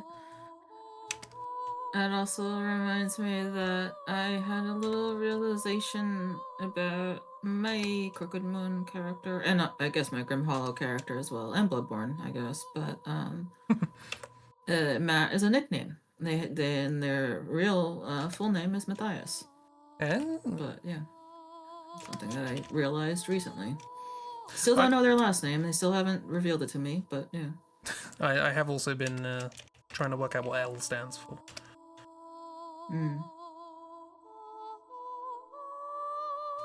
Beauty is what L stands for. Because she is beautiful. No, do you like you? The thing that comes, like, I know Eleanor is a name. Yeah, Eleanor is a name. That's the one that's in my head. So, well, then it might be Eleanor. Yeah. Like, I'm sure there are others where it would make sense as a nickname, but that's just the immediate one that comes to mind. Mm-hmm. Kate Walters. Well, this is one where she got to choose it, so... True, yeah. She would probably choose something she likes.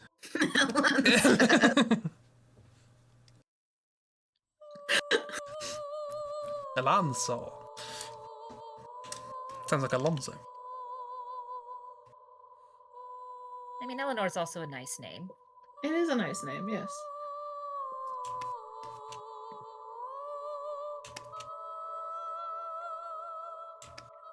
I mean, it can also just be Elle as well. That is a name. And there's also Ellen, there's Elena, there's... I like the idea that it does stand for something. Ellie. There's... Also, it gives me an excuse in universe. The L was the one that made it JK and L. There's Michelle, I guess. El Nino. El Nino. I mean... El Nina, thank you. She's a storm coming in. Yeah, El Nina. La Nina. I might nick that. Ella? I might nick that for a good joke.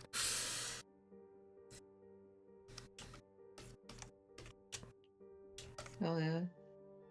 Hell yeah. Hell yeah.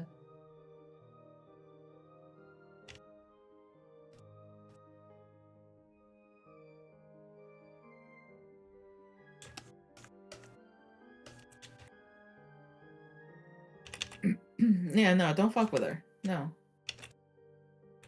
I am also trying to think of names for this character. Yeah. As well. Yeah, don't mess with her. Of all my characters you don't mess with, Ella's the one that is long-term bad for your health. I don't know. I don't know if it makes sense or works or anything, but I keep thinking Malcolm when I look at this guy. But I don't know. Another Mal. Another Mal.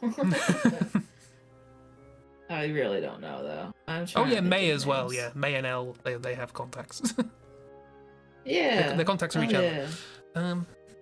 Gonna mess with Excellent. that. Gonna if you do it playfully. Don't mess with May or Elle ever. Nope. Oh.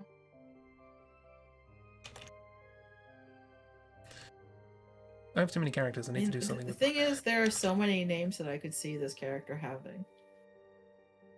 That is the issue. Yeah. Like, I keep thinking of just regular names, and they're just like, yeah, no, that could fit this guy. That could fit this. Yeah, no.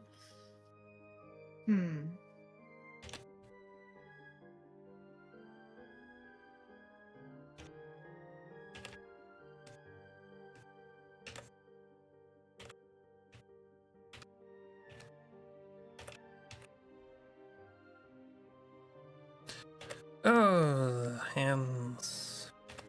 Drew some good hands yesterday. Not today. Those are some good hands right now.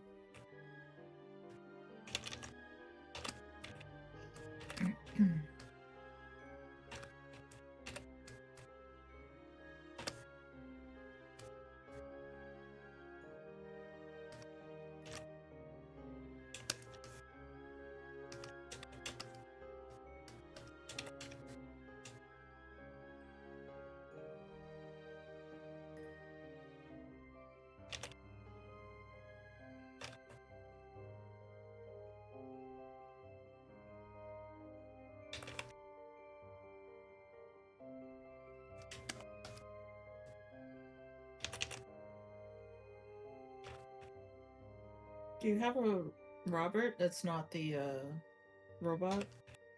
Because I think Robert could, or like Bobby or something could work for him, but I don't know. I have Roberto. Roberto. Okay.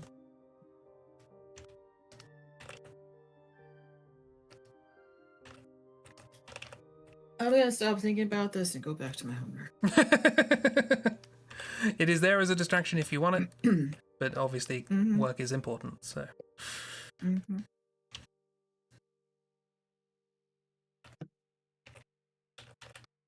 Another name suggestion, ribosome. No, I'm kidding. Cytoplasm. Cytosol. I mean, mitochondria. if his name was ribosome, I could definitely see that being a good reason why he's like, please don't call me that. Don't call me that. That's stupid. Mitochondria, yeah. Yeah.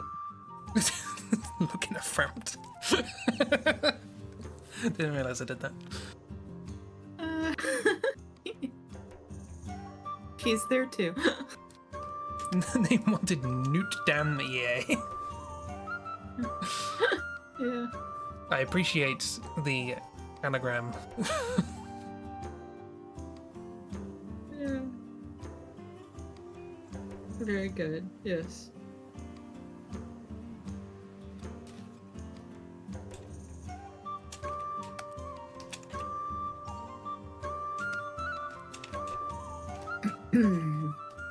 Damn. Yeah, I'm trying to think of one now. That's the problem.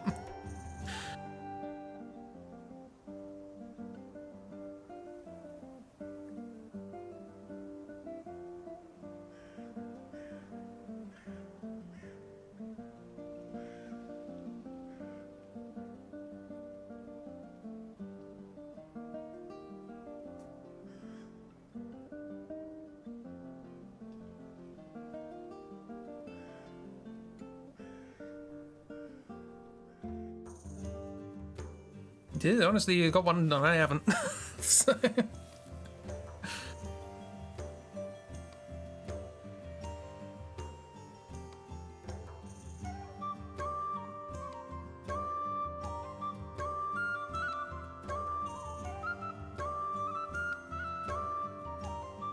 All I got is non-M Tweed.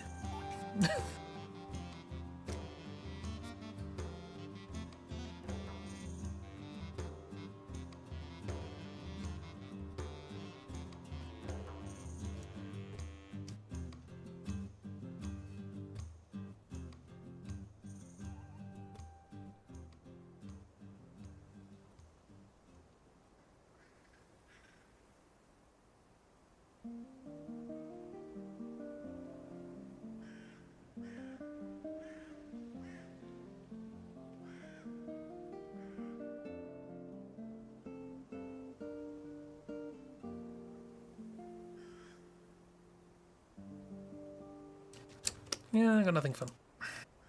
Ooh. I'm thinking. Hang on. This is how I normally do.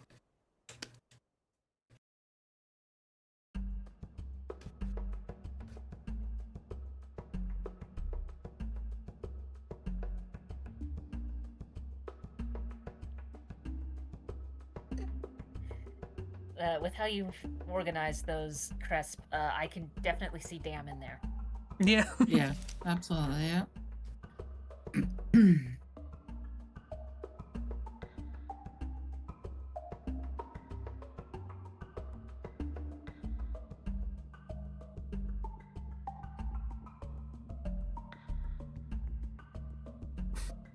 Nate E.M. Dawn.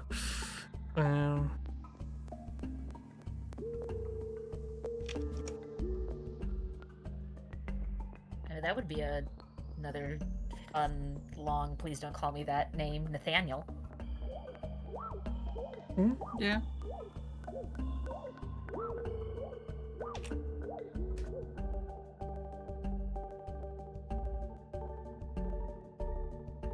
Assuming we want a name that sounds vaguely human. Or at least something that wouldn't be odd for a human to have as a name. Which well, that may feels not like be what we're going. that feels like a sign. No Dan mate. The new Dan mate. It's January's new mate called Dan. Yeah. Yeah, Dan. I can see them being a Dan.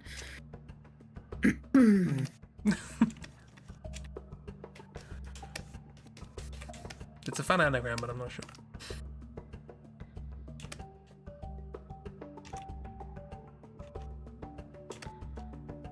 Dante's also a good one. Oh, Dante's in there. Mm-hmm.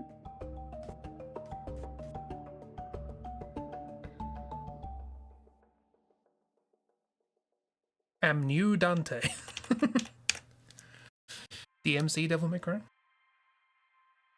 I was about to say, don't call him new Dante. That's going to make some people twitch at best.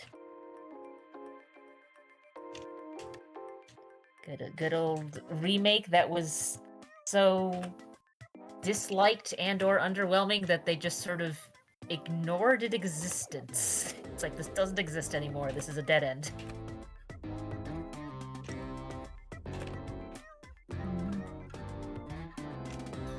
Which is very funny to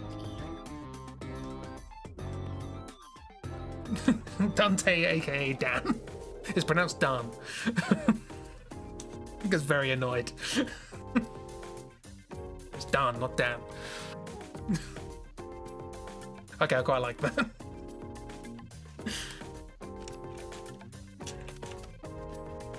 Theo's doing stretches. Very happy he's doing stretches. Look at him. Having a whale of a time.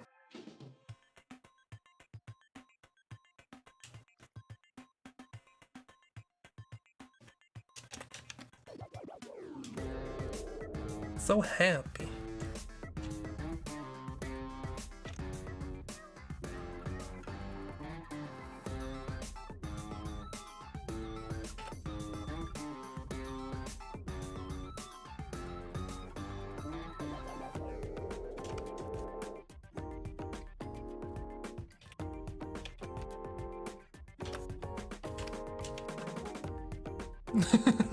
I'm John, not Jan. That is probably how they met. Okay, I like this idea now. It's gonna be done. Fuck yeah. See, all you gotta do, bring it up with friends. Then they can solve the problem for you.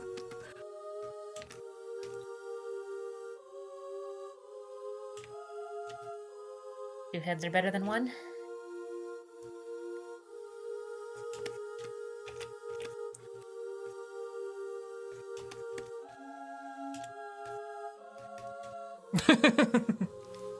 Yes, Dan Fa.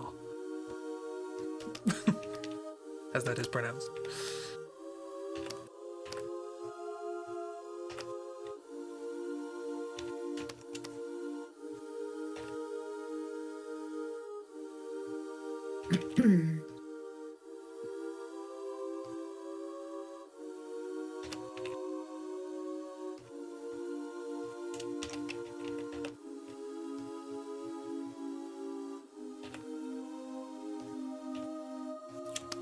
Ooh, drawing you in profile. I haven't done that yet.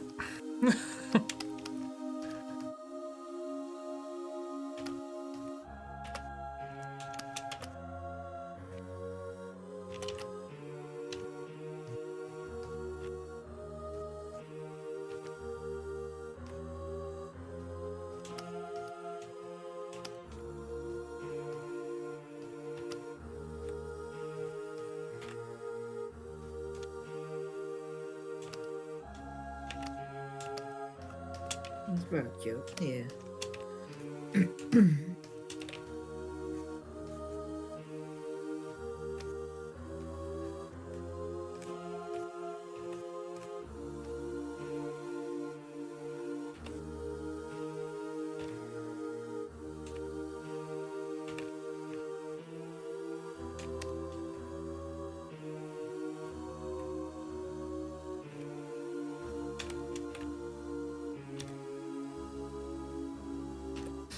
I did come up with a comic today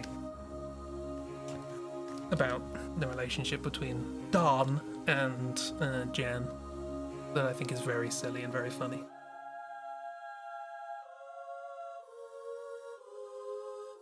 Because the implications are hilarious. and I want to hear people talk about the implications.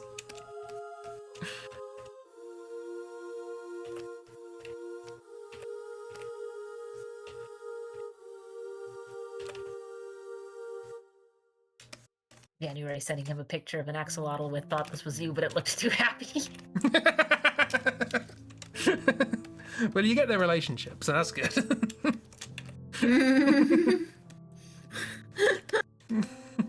Fuck yeah, love that.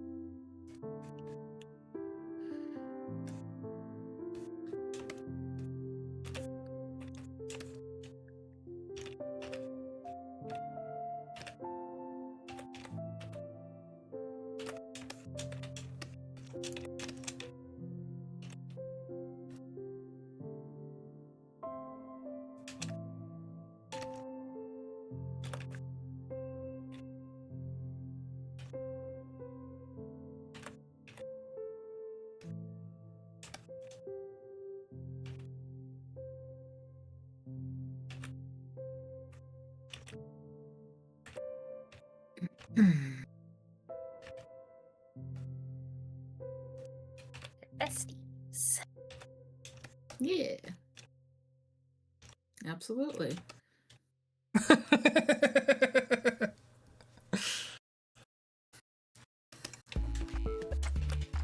Look, the forthcoming comic has 8 panels. This character is in all 8 of them, which means I have drawn Many a an arm. minimum of 32 arms. In actuality, closer to 48. Chris. Look, it's ostensibly, the next comic is ostensibly about January, but there's a little aside in the middle about this character. So, you know me, I like to put unrelated things happening in the middle of comics. Yes, I do know you. Which is why we're all calling you out. What if my Which is favorite why thing we're in a calling comic you is... out.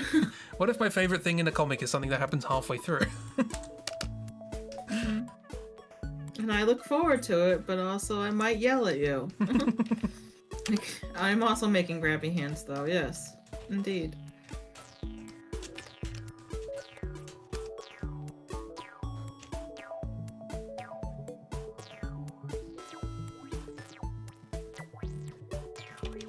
Second spell.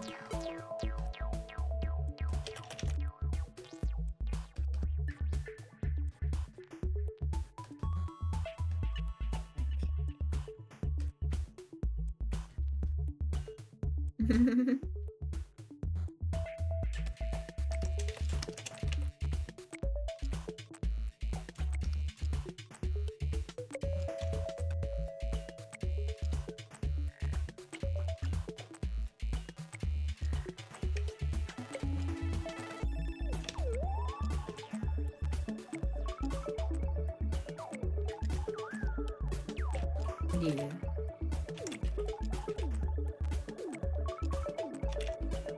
I also think they're very pretty and cute.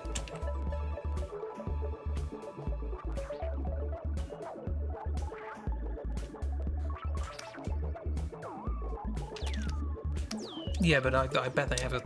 And by I bet, I mean I can make this. I bet they have a sibling with just massive wings. Biggest, most majestic wings you ever Not did as see. pretty or cute as his wings. I mean, the fun thing is that could be something where it's a point of contention both ways, because it could be they've got such big majestic wings, I'm jealous, and the other siblings like, I keep getting stuck indoors. Why do they have to be so big? Why can't they be small like yours? Yeah.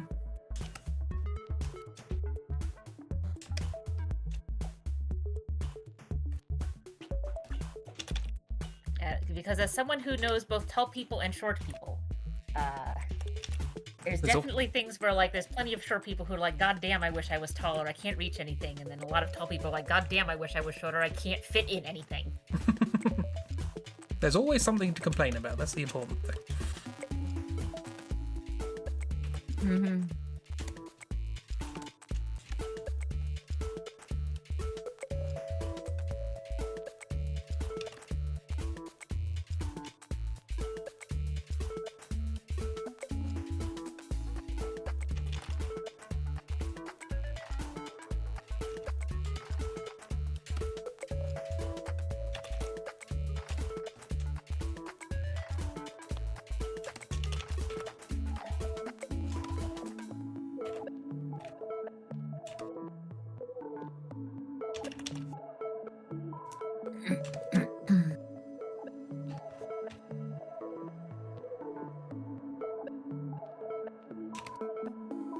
Hey, miss.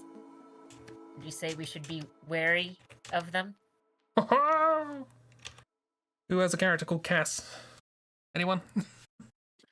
I have a character named Cassidy. There we go. This show is good for what ails me. Yeah, well, what ails you? Insomnia. Who is a fallen angel. How wary is Cass of these birds? Are they so wary? Probably not. Oh. I mean, it depends on depends on whether or not they should be worried about birds. I'll be honest, Kiro, that was the birds. funniest answer you could have given. Listen, I am reading a book about cell structure and biology and stuff. What's going on? I was just trying to set up a really I bad do have pun. a Cassidy. I was just trying to set up a really bad obvious pun, and your response was no. Bye. And it was very funny. They're not afraid of birds. No. They are a fallen angel. I mean, if it's a bird they should be afraid of, then sure, I guess. Also, I'm still figuring them out. I'm sorry. They're my character for the new Grim Hollow campaign. I'm still figuring it out. I need to do art of them. Yeah. Oh yeah, I need to do Ruin art as well. Oh yeah. Time. Where's time? Does anyone have any spare time? I'll get back to you on information about them and whether or not they're afraid of birds. No, it's fine.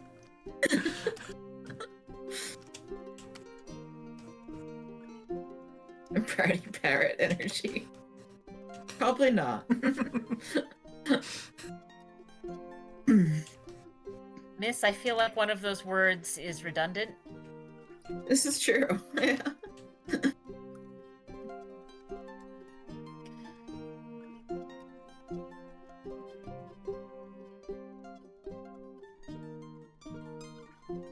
Hell yeah, play an angel with parrot energy. Love that. I am still figuring out their energy. Headbanging, yeah.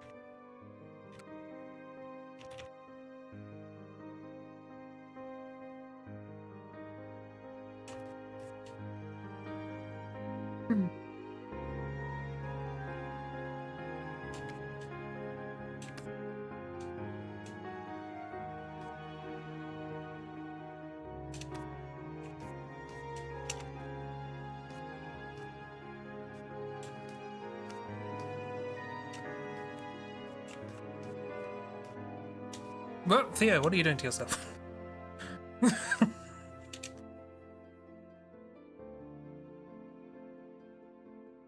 He's fine. He's Having doing floor yoga. time. Yeah, floor time. Yoga floor time.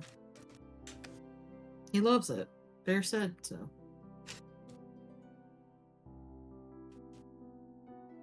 He loves it, and he loves that he's become miserable if he doesn't do them. It's a great feature of his body, which commiserates with.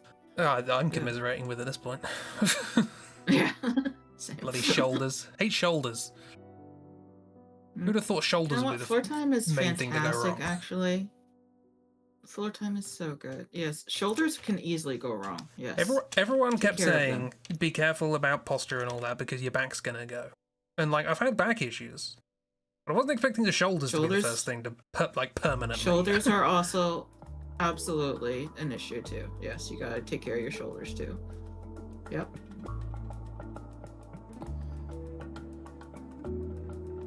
This is true.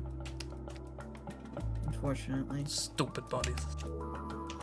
I know.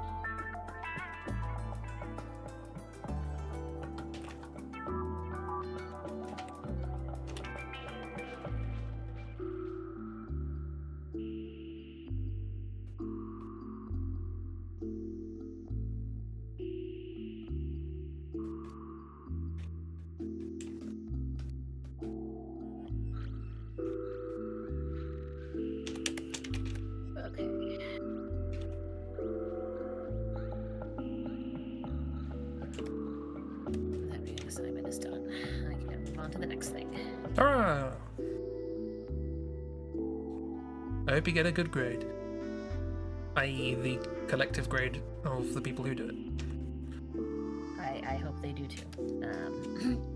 In theory, they should all get 100% on those assignments I just finished up.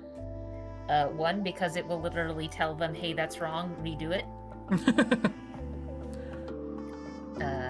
And the other one, because it's reading questions where they can just have the book with them while they're writing in answers. Well, we know from experience that that does not necessarily mean people will use that. True, but the reason why that assignment that assignment group exists is this is one of my math classes. So it's one of my math classes for people who are majors. Like either they are math majors or they are in majors where mathematics is like built in. You are not getting away. So it becomes you need to know how to read math texts. So we're going to have you read the math text and answer some questions. But since this is a class that they had to survive 2 of these to get into, at minimum, hopefully they know what's expected by now. If not, I have questions. The class is Calculus 3, and for us, Calculus 3 is sequences, series, and some stuff establishing vector spaces that they need before they can do any of the fun calculus with vector spaces. Cresp is the only one in the call who understands what any of that is, so don't worry about it, Kiro. Because of the way I was taught this stuff, I am very confused as to why you're being taught vector spaces in a calculus course. That's algebra. 3D vector spaces, not 2D. Just the concept also, of it. Vector functions, not just like okay, straight line vectors. Right. See, I would be thinking of So, it in the abstract of like this. These are the axioms of a vector space. This, it has these properties. Nah. So this is vector value functions in 3-dimensional space. Right. Okay. As soon as you said 3 dimensions, I was like, okay, we're talking about different things. You're specifying dimensions. That means you have an application in mind. I'm like, okay, give me a basis. I don't care how big it is. Give me a basis. That's because we're building up to vector calculus, not linear algebra. Though granted, linear algebra does make vector calculus easier. And that's why I was taught it as basically my first module at uni. Yep. And I was like, I like this. And then I did calculus and went, I don't like this. See, I like both, but there are definitely things in both where I'm just kind of like, oh, this annoys the crap out of me. And for linear algebra, it's fucking eigenvectors. Yeah, that's fair. Eigenvectors and eigenvalues. I get that they're interesting. I still don't quite understand their application. I'm sure there is an application, but it clearly wasn't explained to me very well. There's some stuff with like, you can use them to basically like break a matrix down into some component parts that makes things easier for like physics stuff. Okay, that's probably why I don't know what but neither of us are physicists, so we're just kind of like, what? Sure, whatever. Is that a shell necklace or a chain? They would wear either. I intended to draw a chain, but I couldn't be bothered to draw chains. It's a pearl necklace.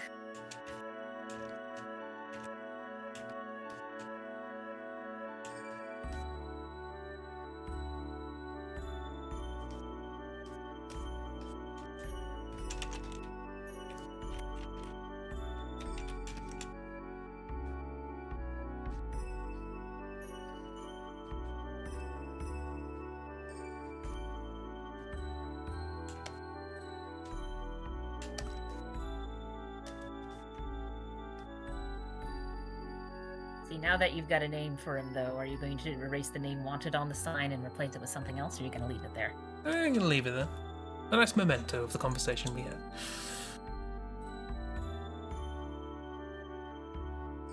What? What? Okay, right. So I was watching Bear drawing, and they drew the center line of the face, but I saw that as a continuation of the neck, and I'm like, how long is this neck? This is drawing Earthworm Jim. Oh. Yeah. Long as it needs to be. Don't worry about it.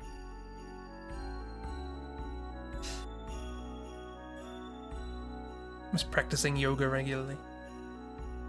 I should probably learn some stretches from someone who explains what they do, rather than just how to do them. That was my biggest issue with yoga, is just too many people going, and then do this, and then do this, and then do this, and then do this, and then say this, and you're done. It's like, I have learned nothing. I want to know what I'm doing, please. Yeah.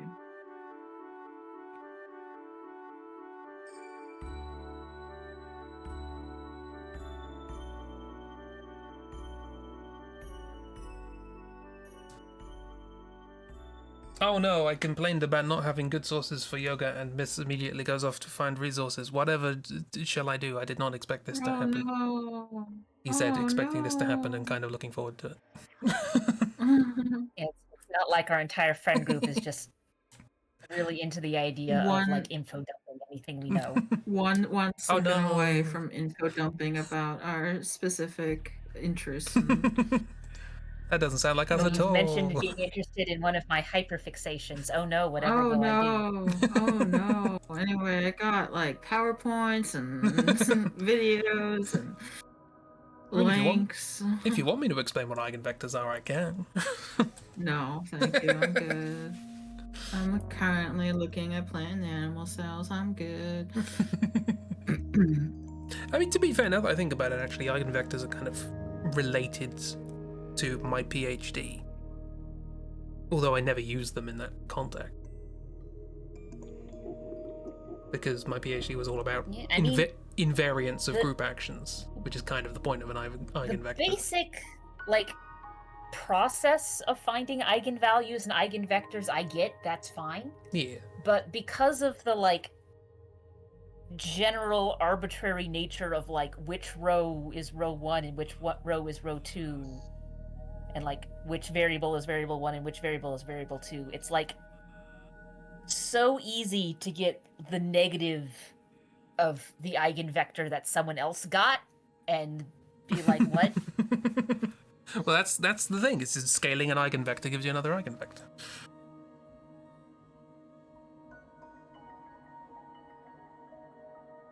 It is, after all, linear. It's linear algebra. Oh, Mrs. Sharing Things. Hashtag stay flexy. Movement by David. Sounds like a fragrance.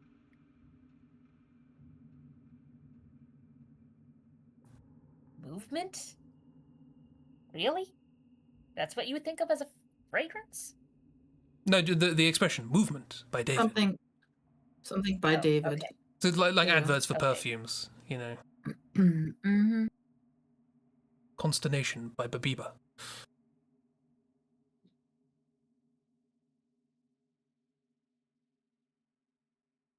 It appears on your algorithm a lot all around the internet. There was one I mentioned them previously, and I wrote them down somewhere. It's somewhere on one of the many pieces of paper on my desk. It's somewhere.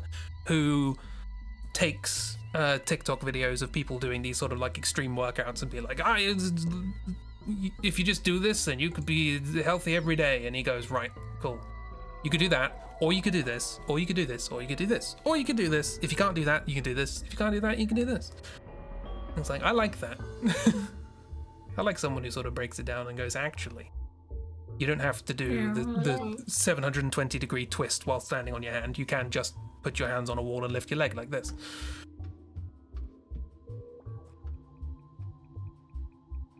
But I can't remember the name of the person. It's written down.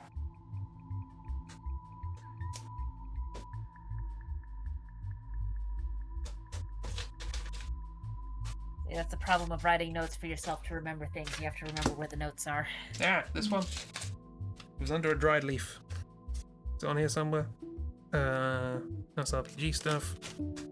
I dropped it. I'm a functioning human. Definitely a thing a functioning human would say. Mm-hmm. Yep. 2 ideas for really annoying word searches. Good. I'm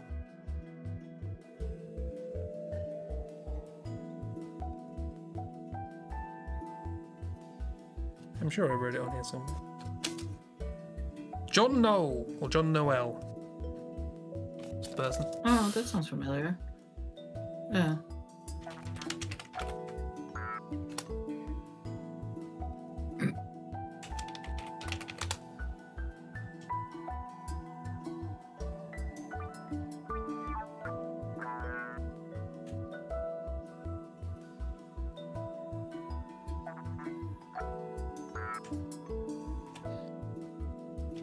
It's a TikTok, but it's that. Maybe they have other things. They got a link tree.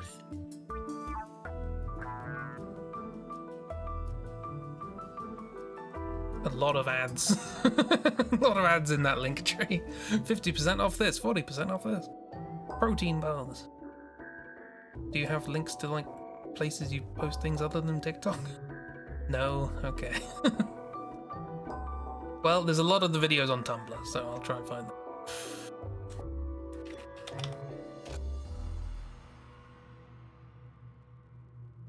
Not that that's good for some people for whom Tumblr does not wish to share content, but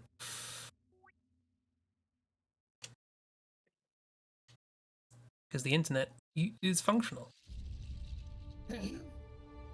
I mean, it's easier to see things in general from a, hey, I've linked you a page on Tumblr than a, hey, I've linked you a page on TikTok or Instagram or Twitter these days, unless if you are not logged in and do not have an account. You can't see shit, even if it gets sent to you. But if you have the link, you can still see the Tumblr. In theory.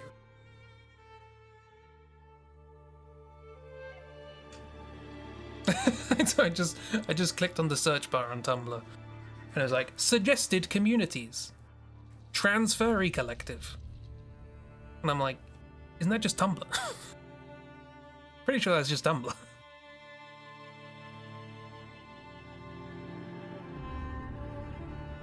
Yeah? In my experience, that's most of Tumblr.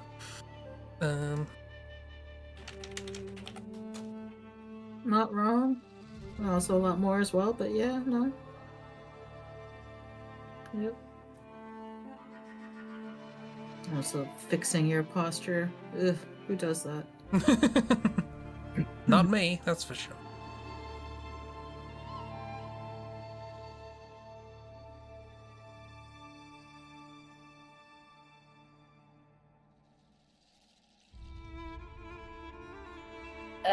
This student has decided that an instrument that someone is capable of playing is an ordinal data point, which is funny to me because ordinal means you can order them in a meaningful way. Yes. And I feel like saying that, okay, the instrument that someone can play, being categories that can be ordered in a meaningful way, is a good way to start a fight in the orchestra pit.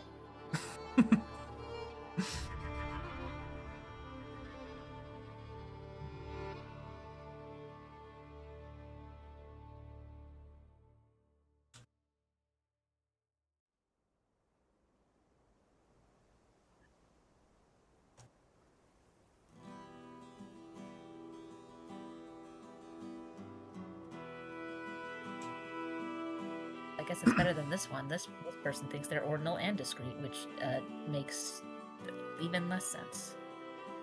You can order a discrete number of things. Yeah, but roll around, miss. If the thing you're working with is musical instruments, there's not a meaningful way to do that. No, yeah, there's no good way of arranging instruments. People think they got it with the orchestra setup that exists. No. My understanding is the orchestra setup that exists is mostly to make it convenient for, like, let's put the drums in the back because they're big and annoying to move. And let's put things in a way that the conductor knows where to point. In terms of audio balancing, it's just a mess. And I know that because people keep sampling the orchestral libraries and then panning everything to be in that arrangement. And it's like, that's not how you hear it in a hall. The sound bounces around. Stop doing it. Stop putting the basses in my right ear. Yeah, have a good miss. Stretch and such. I also didn't realise the time, to be fair. Yep. Almost at hour 3. Yeah. Have a good miss. Thanks for chatting. We can stop if you want. Unless you want to continue going with Thea. God, imagine being able to do that with your arms outstretched. Yeah, let's stop. But there's more Theo hair to be drawn. I love let's stop. Carries on drawing. Save them as PDFs. Yep.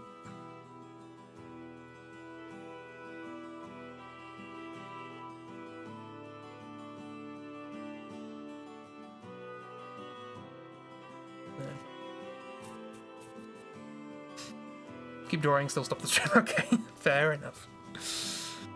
Swoosh. We have swooshed away. That means it's time for end of stream. Hurrah. Hope you enjoyed. Hope it was chill and nice. If you're watching the VOD, hope whatever you're doing now is chill and nice. But yeah. Stream will return on Tuesday with Medal of Honor. I have unlocked another code for it by going back to previous levels and doing awkward things. And we can show that off at the beginning, and then we'll carry on. And then Wednesday, probably more of that. If not, maybe Medal of Honor Underground? They're basically the same game, but more. So might as well play them together. Yeah. And then Saturday, more Elden Ring, and then Sunday, more Doodles, etc., etc. And around we go. Around and around we go. Any last goodbyes and words? Kira's muted at the moment, so alas, we do not get a goodbye from Kira. Yeah, I'm good. What? Okay. Terrible! Bad! Not bad! Oh, pretty good. Okay. Decent. Fair. Great. I loved it. Okay, that's appreciated, because I'll give you a little insight. When I say any last words, what that actually means is I'm trying to find music to end the stream on, say something to cover for me. Ah. That's my code, which I've never explained to anyone. Which means there's a bad code. Lupin must have hooked the lock, but it closed behind him. If only one person knows it. Condition. Will it yield through force? Lupin mention. Lupin. Lupin! Kira is here. Won't budge. I'm back. Hey! Hi, sorry about that. Hello! We were just ending. Okay. So I am back for the end. You're back to say goodbye. Yeah. I was saying that I felt bad that you weren't here. Now you're here. I'm here. I'm back. Yeah. No, I'm good. See. Do you have any last words? Be kind to yourselves. Take care. Have a good one. Stay warm. Stay comfy. Have some floor time. Treat yourself to good things. Love you all and wishing you all well. All the usual stuff. Yes, stretch that, stretch as well. Yeah, and hydrate. Well, they're good words. The only word I had was pavlova, and I don't know why. Also, in the wise words of Quimsh, anything can be food. Anything can be food. Just gotta believe. This is how the facts scroll by. Yeah. Anything can be food, and you can go get it right now. Damn right. Yeah. Anywho, goodbye. Bye. Don't know why I phrased that as a question, but bye. Bye.